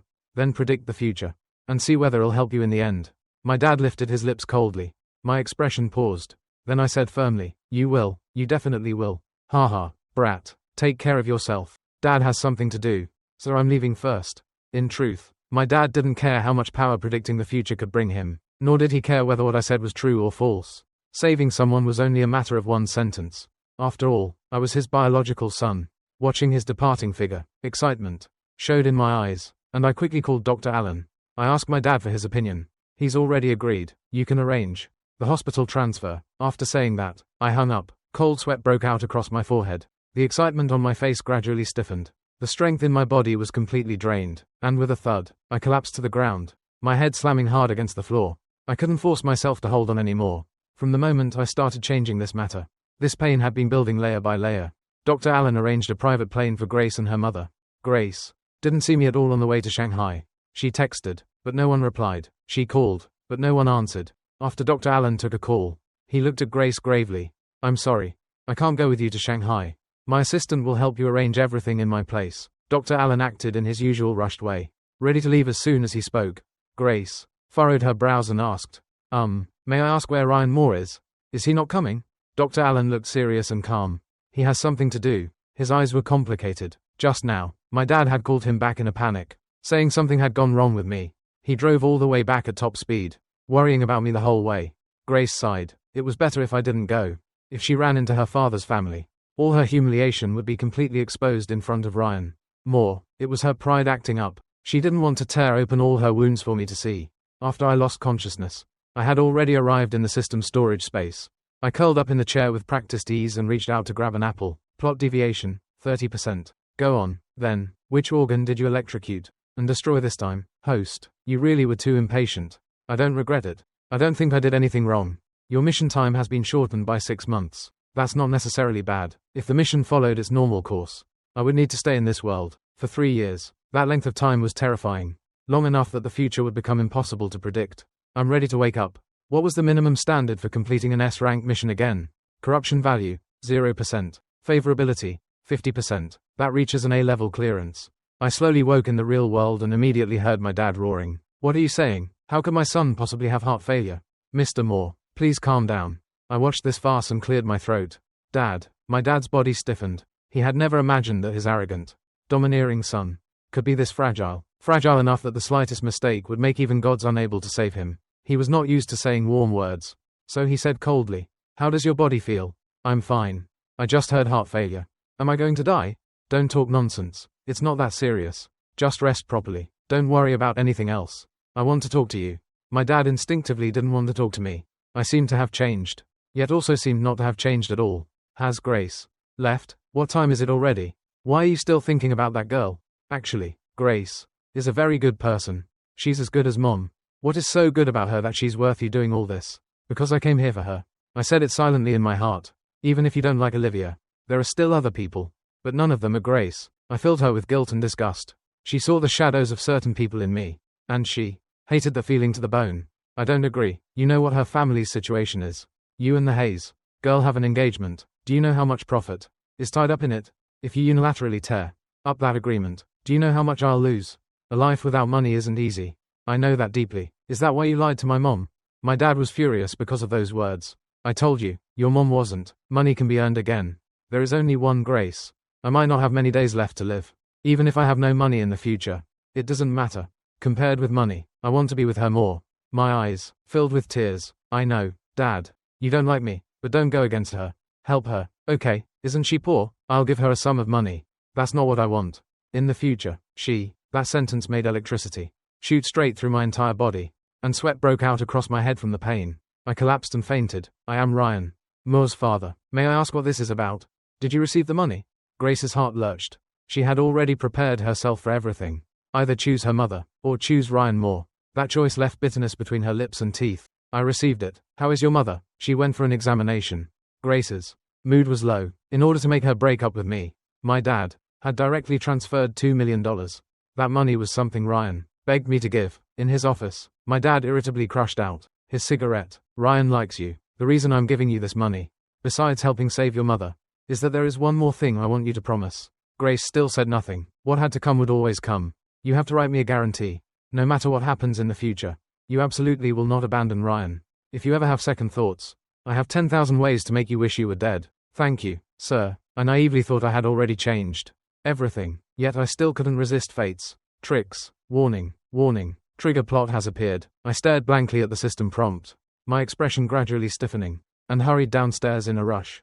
"If you were only playing around with my son, I won't take this money back, but I hope you won't disturb him again. My son has been diagnosed with heart failure, but even if he dies, none of his property will go to you." Grace's smile slowly faded. What happened to Ryan Moore? She couldn't understand it. The boy who had always followed beside her with that cheeky smile had suddenly fallen ill just like that. What happened? Grace's chest felt tight and painfully blocked. She clenched the hem of her clothes, her eyes reddening from holding it in. "I hope you keep your word." After my dad said that, he hung up. Grace felt her body go weak and collapsed onto the bench, only staring at the wall opposite her for a long time. After signing the risk consent form, there was only a 30% chance. The hope was very slim. Grace felt that when she was young, she had no right to choose, and after growing up, she still had none. Every single thing she did was a gamble, and now, the stakes had grown so high that she was gambling with lives. The surgeon had rushed back from overseas, and Shanghai treated them like super VIPs. Everywhere they went, they received the best care. Grace grew more and more silent, often sitting alone in a daze. The person she thought of most, again and again, was Ryan Moore. Back then, he had been so arrogant and domineering, beating anyone he disliked. Grace smiled. At that time, she had especially hated me. Looking back now, she realized she had come to love me deeply. Grace asked the doctors there about heart failure. From then on, I would lose the ability to run and jump, and even lose the right to throw a temper. I could only become a glass doll, calm and still. Grace sat on the chair. In the hallway, the air filled with the sharp smell of disinfectant. The IV drip counted down time. 1 drop each second. Her mother lay on the gurney with vacant eyes. For the first time, she felt the hospital corridor was so long that she could not see the end. Only the grey-white ceiling stretching forward. So oppressive it made her suffocate. Looking back on her own difficult life, it felt as if she had never had time to do anything before her life was about to end so hastily. She had a premonition that once she fell asleep this time, she would never wake again. I ran through the pouring rain. I was exhausted, so exhausted that my mind was nearly blank, leaving only my rapid breathing echoing in my ears. Grace needed me. On the way to Shanghai, I never closed my eyes. I called Grace's number again and again, but no one ever answered. At 6 in the morning, when I stood in front of Shanghai First Central Hospital, I was already too tired to speak. I forced myself to walk toward the ward Dr. Allen had told me about. My heart had already twisted tight. I pushed open the door and looked inside, only to see Grace, curled up, staring blankly at the foot of the bed.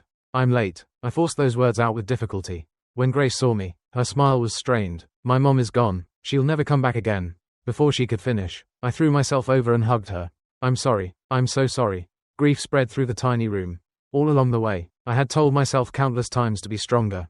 Or else what would Grace do? I choked silently, unable to speak. Grace's eyes were bloodshot as she looked at the side of my face. Did you sneak out of the hospital? Ryan Moore, you need to take care of yourself. You're sick. Get some proper sleep. Corruption. Value, 100%. When the doctor came out of the operating room, he had still smiled and congratulated her. But not long after he left, her mother was issued a critical condition notice. By the time they tried to save her, it was already too late. I was truly too exhausted. So exhausted that I didn't even hear the system's warning when it exploded. When I woke up, the message box in my mind was about to burst. During this time, Grace had personally gone to see Henry Smith. She wanted Henry to see her mother one last time. After all, he was the man her mother had loved most.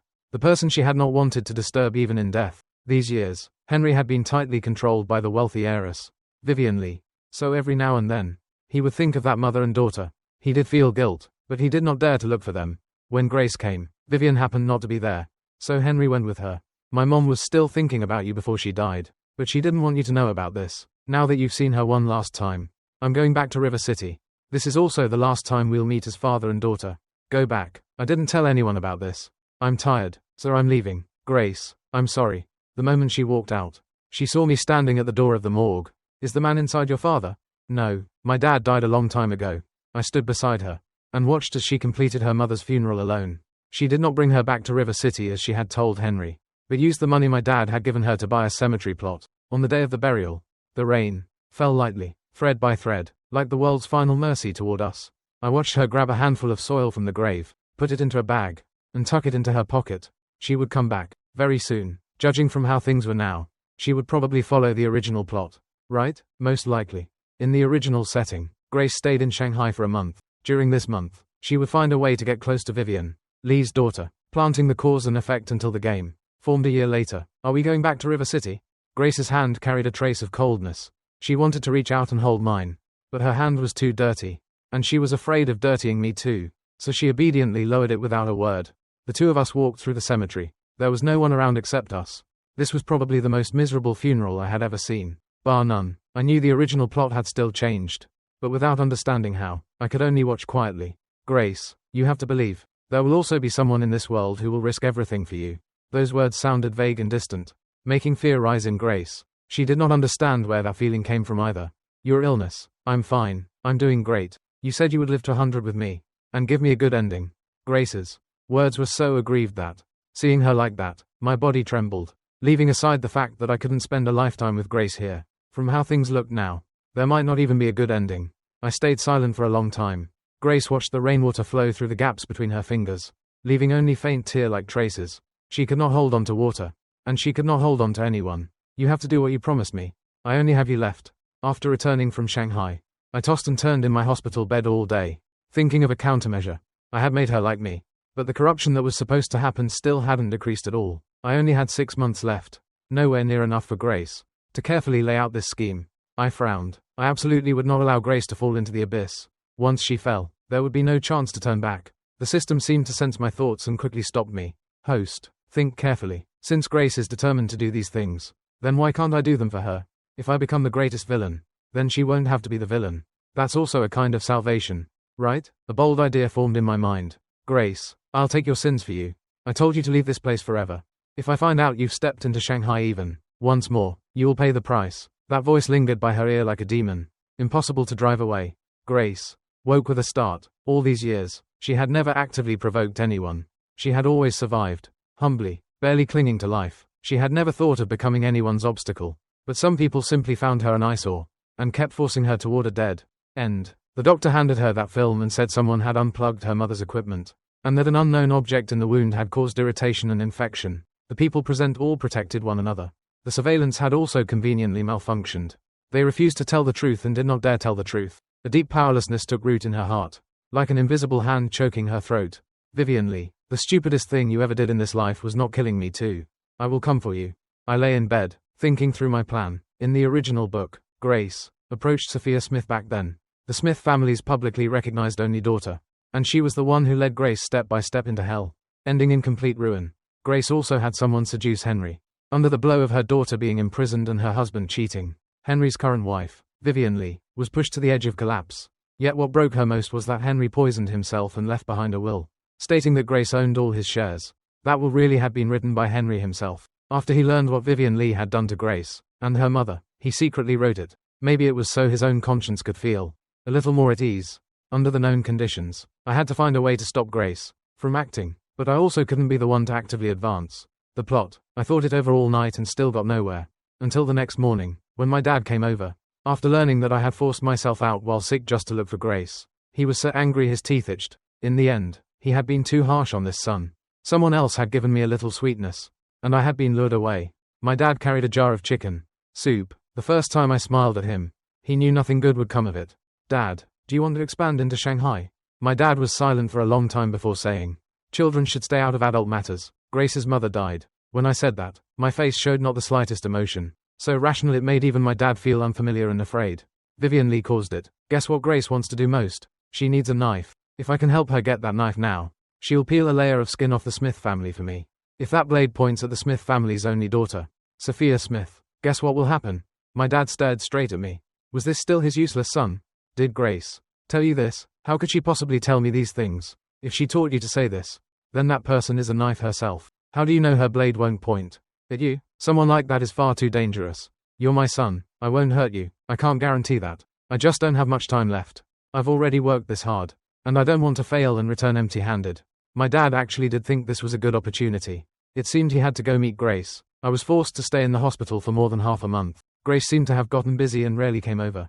Every time I saw Grace again, I could feel the changes in her. As if in the year her mother died, she had suddenly grown up. Before, she would still stab me with a sarcastic remark now and then. But now, whenever she came, she only exchanged a few polite words. If her favorability hadn't been rising every day, I could almost suspect she had someone else behind my back. I'm being discharged tomorrow. When are you free tomorrow? Let's go back to school together. Sorry. Grace clenched her fists, looked at me, and smiled. I have to go to Shanghai tomorrow. Why are you going to Shanghai? I immediately frowned. I had no idea how my dad had arranged things. Surely he wasn't making her do those immoral things herself again. There's a problem with Henry. They said I should go back. Don't worry. I can handle these things. Don't get involved. Okay. I pressed my lips together and showed no reaction.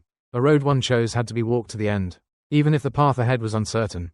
Grace took my silence as agreement. The moment she left, I called my dad. What did you say to Grace? Honestly, that kid really is good material. Steady in action, ruthless in heart. She didn't even leave mercy for her own biological father while playing chess. Those words did not make me proud. I only felt chilled to the bone. Was Grace still going to walk the original path? You told me to hand her a knife, so I handed it over. What did you have her do? Dig up some dirt. That's all. Don't worry. After all, she's going to be my daughter-in-law in the future. If she doesn't cherish her reputation, I still do. Aren't you being discharged today? Stay home and recover. No, I'm going back to school. I had to go to Shanghai one step ahead and do what Grace wanted to do. At the same time, I vaguely sensed something was wrong. The one now walking down the road of no return was not Grace, but me. Grace thought about it all night. No matter what she did, Ryan Moore was the most important. She had neglected me too much during this time. That was only because she was afraid. Because she didn't dare let me worry about her anymore. Grace carried the snacks I loved, and bought a bouquet of flowers when she passed a flower shop. She pushed open the room door, only to find the room empty. When I answered Grace's call, I had already arrived in Shanghai. Looking at the bustling, glittering streets, I felt a little dazed. Seeing the 42 missed calls from her, I already understood. My whereabouts had been guessed by Grace. Where are you? Grace was moving through River City's train station, the gloom in her eyes like River City's cloud-covered sky, so heavy it could wring out water at any moment. In Shanghai. Why did you go to Shanghai? To do what you want to do. I know you don't want me getting involved, but I said before, only I can bully you. No one else can. I'll collect the Smith family's debt for you. But can you promise me one thing? No matter what the result is in the future, love this world properly, for the sake of everything I've done for you. Okay, why should I listen to you? Ryan Moore, are you sick? Did I ask you to do any of this? I'm a person, not some useless thing you raised. You still know this is my family's business. Who are you to me? What right do you have to interfere? Do you think you're especially amazing? Do you want to control everything? Grace's eyes were red, and the corners of her lips trembled. The call had already been hung up. Grace got into the train car, leaning against the window. Her mind was filled with all the years she had known me. It was different now. From head to toe, too many unbelievable things had appeared in me. When I heard Grace's aggressive questions, I had already started to panic. Had I really done something wrong? I waited for her at the train station with food in my hands. But even after a long time, she never appeared. I stood there hour after hour, not knowing what I had thought about during that time. What are you doing? I'm waiting for you. Was the ride tiring? I bought you. Don't talk to me yet. Grace grabbed me and dragged me toward the exit. Her face was covered with 4 words. I am very angry. What if something had happened after you ran to Shanghai by yourself? Grace poked my head. I really don't know what's inside this head of yours. It's you. Grace froze. I took her hand on my own and said with a grin, my head is full of you. You still dare to smile at me like that? Grace looked at the 2 portions of food I was carrying and softened her expression a little. You haven't eaten yet? Yeah, I was waiting for you. If I hadn't come, were you planning not to eat? You're not allowed to do this again. Okay, girlfriend. Grace and I walked through the Shanghai night. The wind was hot and restless. Grace followed behind me, hooking one of my middle fingers, to keep us from getting separated. I looked back and met her eyes. The girl's eyes were still misted with tears. A little lost. Then she casually asked, what do you think I would do after coming to Shanghai? Grace seemed very curious. I thought it over, then answered seriously, I'm afraid you'll take revenge. Shouldn't I hate them? This is a society governed by law now. There are many ways to deal with them. We can choose a gentler one. Like, I haven't thought of one yet. Grace curved her lips into a smile. A society governed by law? Your father asked me to go to the Smith family and get something for him. She reached out and wiped the ice cream from the corner of my mouth. I looked at her in disbelief, finding it funny. She licked that finger at the corner of her lips. The ice cream is pretty sweet. I wasn't blushing just now. I was worried. Was the Smith family so easy to enter? Back then, Grace had knelt until her knees bled. Vivian Lee had always been domineering, and when Grace was little, Vivian had kept finding ways to torment her. Most likely, Vivian Lee lacked confidence too. I could analyze her motive for harming Grace's mother well enough. It was nothing more than fear that Henry and Grace's mother would rekindle their old feelings. But the gesture Grace made was far too bewitching. My face slowly reddened, and I muttered, temptress. I didn't know whether Grace heard me or not. Tomorrow, you go back to River City. I'm not going back. It won't be that easy for the Smith family to touch me. On this issue, I was especially stubborn. Grace looked at me for a long time. Why are you helping me like this? Her gaze was complicated. Ryan Moore, I feel like you have so many secrets. Every word she said could make me jump back and forth in place 800 times. Too dangerous. This was an obvious test. What secrets could I have? Just let me stay in Shanghai. I definitely won't cause you trouble. Why? Could it be that if you leave me, you'll die? It's not that serious. I just want to watch over you. Ethan isn't here. I was a little surprised. Why was she suddenly bringing him up? Of course I knew he was still studying in River City. How could he possibly appear in Shanghai? Grace's thoughts shifted. Then will he suddenly appear here? My heart trembled. Forget it. Since you want to stay with me, then stay. I booked a hotel closest to the Smith family. Grace clearly knew what I was thinking but remained calm. Before leaving, she even bent down and instructed me. Stay here and wait for me to come back. Okay, I would quietly watch and see what she planned to do. Originally, the system's surveillance function cost points. I bargained with the little assistant, and stubbornly wore it down until this function became compensation. From the moment Grace left the hotel, her every move was fed back into my mind, like a movie playing. Grace looked toward the floor I was on. In the image, I met her brows and eyes directly. My heart trembled. Although I knew Grace couldn't possibly discover the surveillance function, my heart still beat wildly when our eyes seemed to meet. With a faint ache, she called a taxi and headed for the Smith family. Along the way, she looked at the skyscrapers outside the car window. Her mood low. What exactly was my purpose? That was the question she had been thinking about lately. Every time I appeared, it was always at the perfect moment. And the way I did things made no sense. At first, she had simply thought I was only playing around and that it didn't count. Sooner or later, I would abandon her. But I hadn't. For her, I had even done things that bordered on obsession. Grace pinched the space between her brows and let out a long sigh. Even though we had been together for so long, she didn't understand me. She simply didn't understand me. Grace arrived alone at the Smith family's luxurious villa. Compared with years ago, it now carried a sense of age. She knocked on the Smith family's door.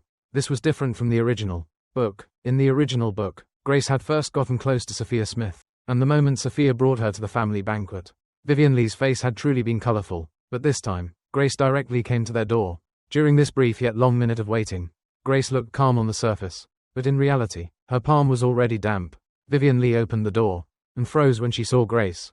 Who are you looking for? My dad. Grace met Vivian Lee's eyes directly. Long time no see, Aunt Vivian. What? Have you gone back on what you and your mom said when you left Shanghai back then? Yes, Grace answered decisively. There was still a gentle smile on her face. Aunt Vivian, have you ever heard that no matter what someone does, they have to pay the price? When I stumbled and rushed to the hospital, Grace was still in the emergency room and hadn't come out. There was no one outside the operating room. I made a special trip to Henry's ward. Grace had protected him very well. He only had some superficial injuries. Are Grace's relatives still here? The doctor looked at the empty hallway, somewhat stunned. It seemed this was the first time he had encountered such a situation. I wiped my tears and stood up.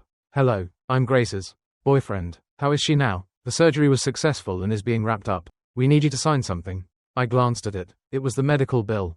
I smoothly signed my name and stood at the door until the light above the operating room went out. When Grace was wheeled out, her eyes were still open.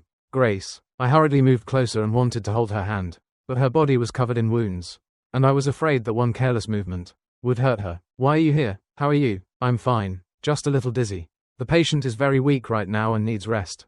The doctor reminded us. Don't be afraid. I won't let anyone hurt you again. Grace's life is more precious than my own. Grace suddenly reached out and grabbed me. Agitated. Don't go. Rest properly. Grace rarely saw my back. When we walked together, I would always fall 2 small steps behind her and follow. Grace was always the one walking in front. When the elevator doors closed, my back grew farther and farther away through the gap. She couldn't hold on to me. That sense of loss made her so dizzy that she finally fell into a deep sleep. I leaned in the hallway, thinking, was it Vivian Lee? No. Although she had always been domineering and unforgiving, she was still essentially a woman, and her heart was fragile, even if it didn't show on the surface. Holding everything up alone had already exhausted her. Then who was it? I pressed my lips together. Whether Vivian Lee had attacked Grace or not, she had to take the blame for this. Suddenly, I wanted candy. Even though I had no such habit, I bought a handful of candy and stuffed my pockets full. When the people in Henry's ward finally left, I seized the chance and slipped inside. Hello. Henry came back to himself and looked at this unfamiliar boy. On my young face, I wore an indifferent expression, pretending to be mature. Who are you? Your wife wants to kill you. Henry frowned. It wasn't that he had never considered this possibility. Because of Grace's arrival, his relationship with Vivian Lee had already reached the freezing point. The reason he still hadn't gone to check on Grace was because he was afraid Vivian would truly do something. You can't say things like that casually. Who are you? You want evidence? Wait for me. I'll find evidence for you. Our meeting is a secret. She provoked someone she shouldn't have. Even if you don't act, I won't let her go. After I left, Henry kept thinking deeply. Who was the person she shouldn't have provoked? And who was this person in front of him? I wandered aimlessly around the hospital. The system asked in confusion what I was thinking. Things had already broken away from the original track. Check Grace's corruption value. Villain corruption value, 70. Do you know why people feel hatred? My way of thinking was something the little assistant didn't understand.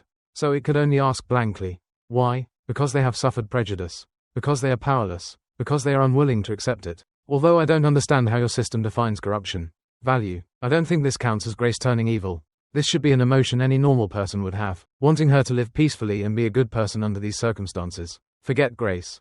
Even I would go insane. So, host, you want to? My expression was vacant. After all, Grace had a long list of misdeeds in the original story, so I didn't dare gamble. I was also afraid she would take the old path. I would collect what others owed her. For what she was powerless to do, I would hand her the blade. For what she couldn't accept, I would feel that regret for her. I refuse to believe she can still turn evil. She won't turn evil, but you will, the system said faintly. It knew its host often did things that didn't follow common sense. Though I said I would find evidence, I didn't move at all. Whenever no one was around, I would slip into Grace's ward and take care of her with all my heart. This time, I really was discussing it with Grace. The murderer was indeed hired by Vivian Lee. I frowned. That ruthless? Grace smiled. But she only wanted to scare me. I was the one who negotiated with the attacker and told him to hit harder, to make it look more real. I drew in a sharp breath. Do you know you almost died? No matter what, you can't achieve your goal by hurting yourself. But this is the easiest way to gain Henry Smith's trust. Since this really was Vivian Lee's doing, then there must be evidence. But I said before, only I can bully you. No one else can. I'll collect the Smith family's debt for you. But can you promise me one thing? No matter what the result is in the future, love this world properly. For the sake of everything I've done for you. Okay, why should I listen to you? Ryan. More, are you sick? Did I ask you to do any of this? I'm a person, not some useless thing you raised. You still know this is my family's business. Who are you to me? What right do you have to interfere? Do you think you're especially amazing? Do you want to control everything? Grace's eyes were red, and the corners of her lips trembled. The call had already been hung up. Grace got into the train car, leaning against the window. Her mind was filled with all the years she had known me. It was different now. From head to toe, too many unbelievable things had appeared in me. When I heard Grace's aggressive questions, I had already started to panic. Had I really done something wrong? I waited for her at the train station with food in my hands. But even after a long time, she never appeared. I stood there hour after hour, not knowing what I had thought about during that time. What are you doing? I'm waiting for you. Was the ride tiring? I bored you. Don't talk to me yet. Grace grabbed me and dragged me toward the exit. Her face was covered with 4 words. I am very angry. What if something had happened after you ran to Shanghai by yourself? Grace poked my head. I really don't know what's inside this head of yours. It's you. Grace froze. I took her hand on my own and said with a grin, my head is full of you. You still dare to smile at me like that? Grace looked at the 2 portions of food I was carrying and softened her expression a little. You haven't eaten yet? Yeah, I was waiting for you. If I hadn't come, were you planning not to eat? You're not allowed to do this again. Okay, girlfriend. Grace and I walked through the Shanghai night. The wind was hot and restless. Grace followed behind me, hooking one of my middle fingers, to keep us from getting separated. I looked back and met her eyes. The girl's eyes were still misted with tears. A little lost. Then she casually asked, what do you think I would do after coming to Shanghai? Grace seemed very curious. I thought it over, then answered seriously, I'm afraid you'll take revenge. Shouldn't I hate them? This is a society governed by law now. There are many ways to deal with them. We can choose a gentler one. Like, I haven't thought of one yet. Grace curved her lips into a smile. A society governed by law? Your father asked me to go to the Smith family and get something for him. She reached out and wiped the ice cream from the corner of my mouth. I looked at her in disbelief, finding it funny. She licked that finger at the corner of her lips. The ice cream is pretty sweet. I wasn't blushing just now. I was worried. Was the Smith family so easy to enter? Back then, Grace had knelt until her knees bled. Vivian Lee had always been domineering, and when Grace was little, Vivian had kept finding ways to torment her. Most likely, Vivian Lee lacked confidence too. I could analyze her motive for harming Grace's mother well enough. It was nothing more than fear that Henry and Grace's mother would rekindle their old feelings. But the gesture Grace made was far too bewitching. My face slowly reddened, and I muttered, temptress. I didn't know whether Grace heard me or not. Tomorrow, you go back to River City.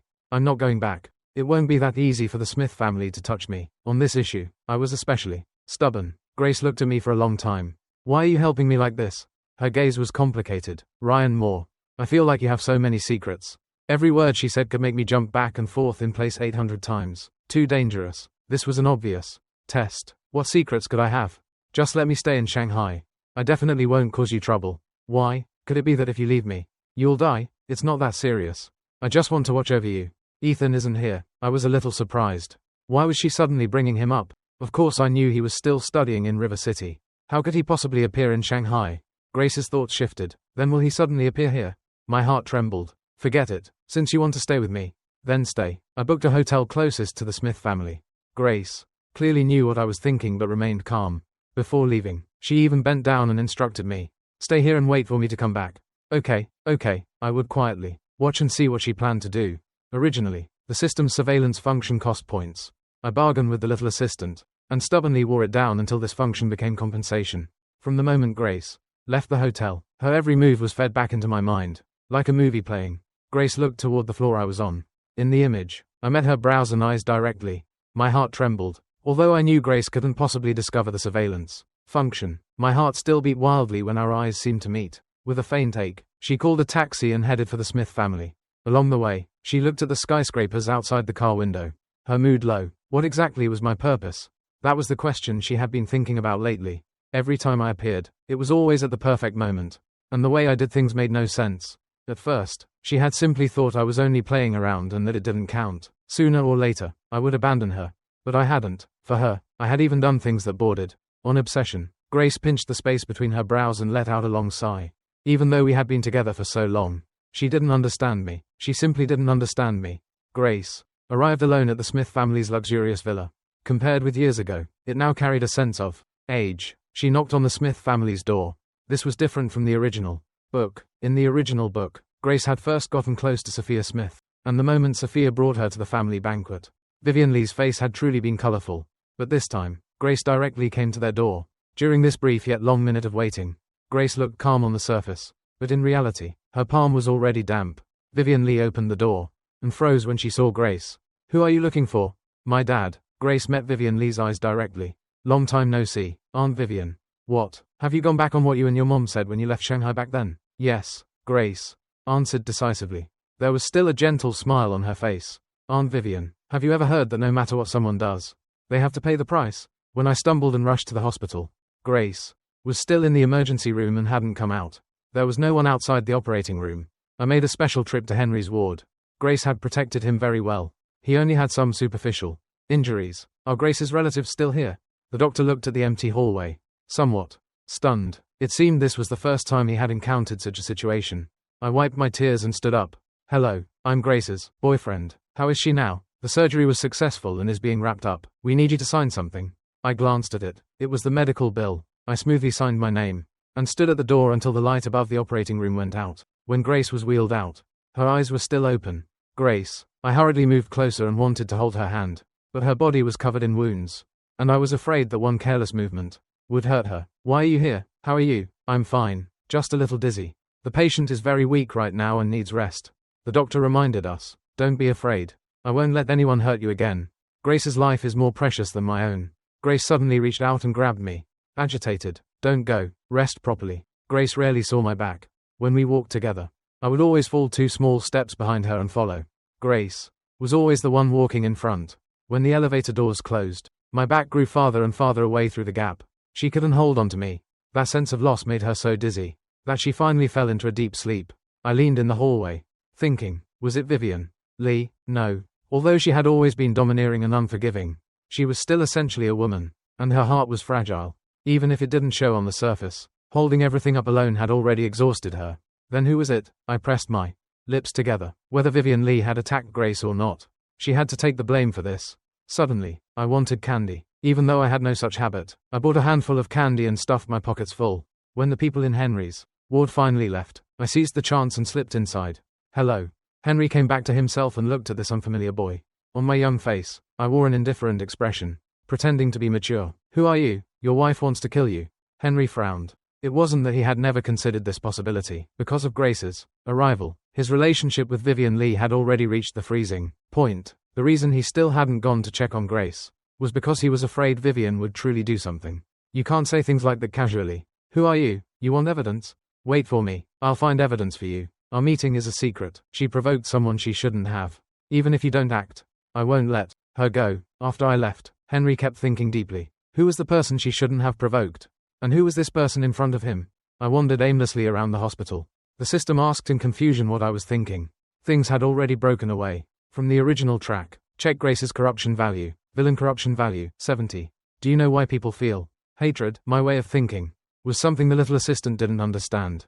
So it could only ask blankly. Why? Because they have suffered prejudice. Because they are powerless. Because they are unwilling to accept it. Although I don't understand how your system defines corruption value, I don't think this counts as Grace turning evil. This should be an emotion any normal person would have, wanting her to live peacefully and be a good person under these circumstances. Forget Grace. Even I would go insane. So, host, you want to? My expression was vacant. After all, Grace had a long list of misdeeds in the original story, so I didn't dare gamble. I was also afraid she would take the old path. I would collect what others owed her. For what she was powerless to do, I would hand her the blade. For what she couldn't accept, I would feel that regret for her.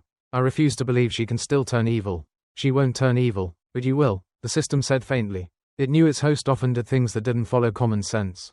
Though I said I would find evidence, I didn't move at all. Whenever no one was around, I would slip into Grace's ward and take care of her with all my heart. This time, I really was discussing it with Grace. The murderer was indeed hired by Vivian Lee. I frowned. That ruthless? Grace smiled. But she only wanted to scare me. I was the one who negotiated with the attacker and told him to hit harder. To make it look more real, I drew, in a sharp breath. Do you know you almost died? No matter what, you can't achieve your goal by hurting yourself. But this is the easiest way to gain Henry Smith's trust. Since this really was Vivian Lee's doing, then there must be evidence. I can pin this whole thing on her. Grace stared into my eyes, and I reached out to rub her head. Over the past few days, Henry had indeed started investigating Vivian Lee. That strange boy never came again. Lying in his hospital bed, Henry only felt a chill all over his body. Vivian made him soup, but he didn't drink a single drop. Afraid the woman had poisoned it. When Vivian heard about this, she had actually panicked too. Although they had found out that the car's brakes had failed and the driver kept his mouth shut, she hadn't expected those people to be so reckless. Go back, Henry sighed. He had tolerated Vivian for far too long. He really was exhausted. Whenever Henry saw her, he felt as if his head were hanging in midair, not knowing when it would be severed.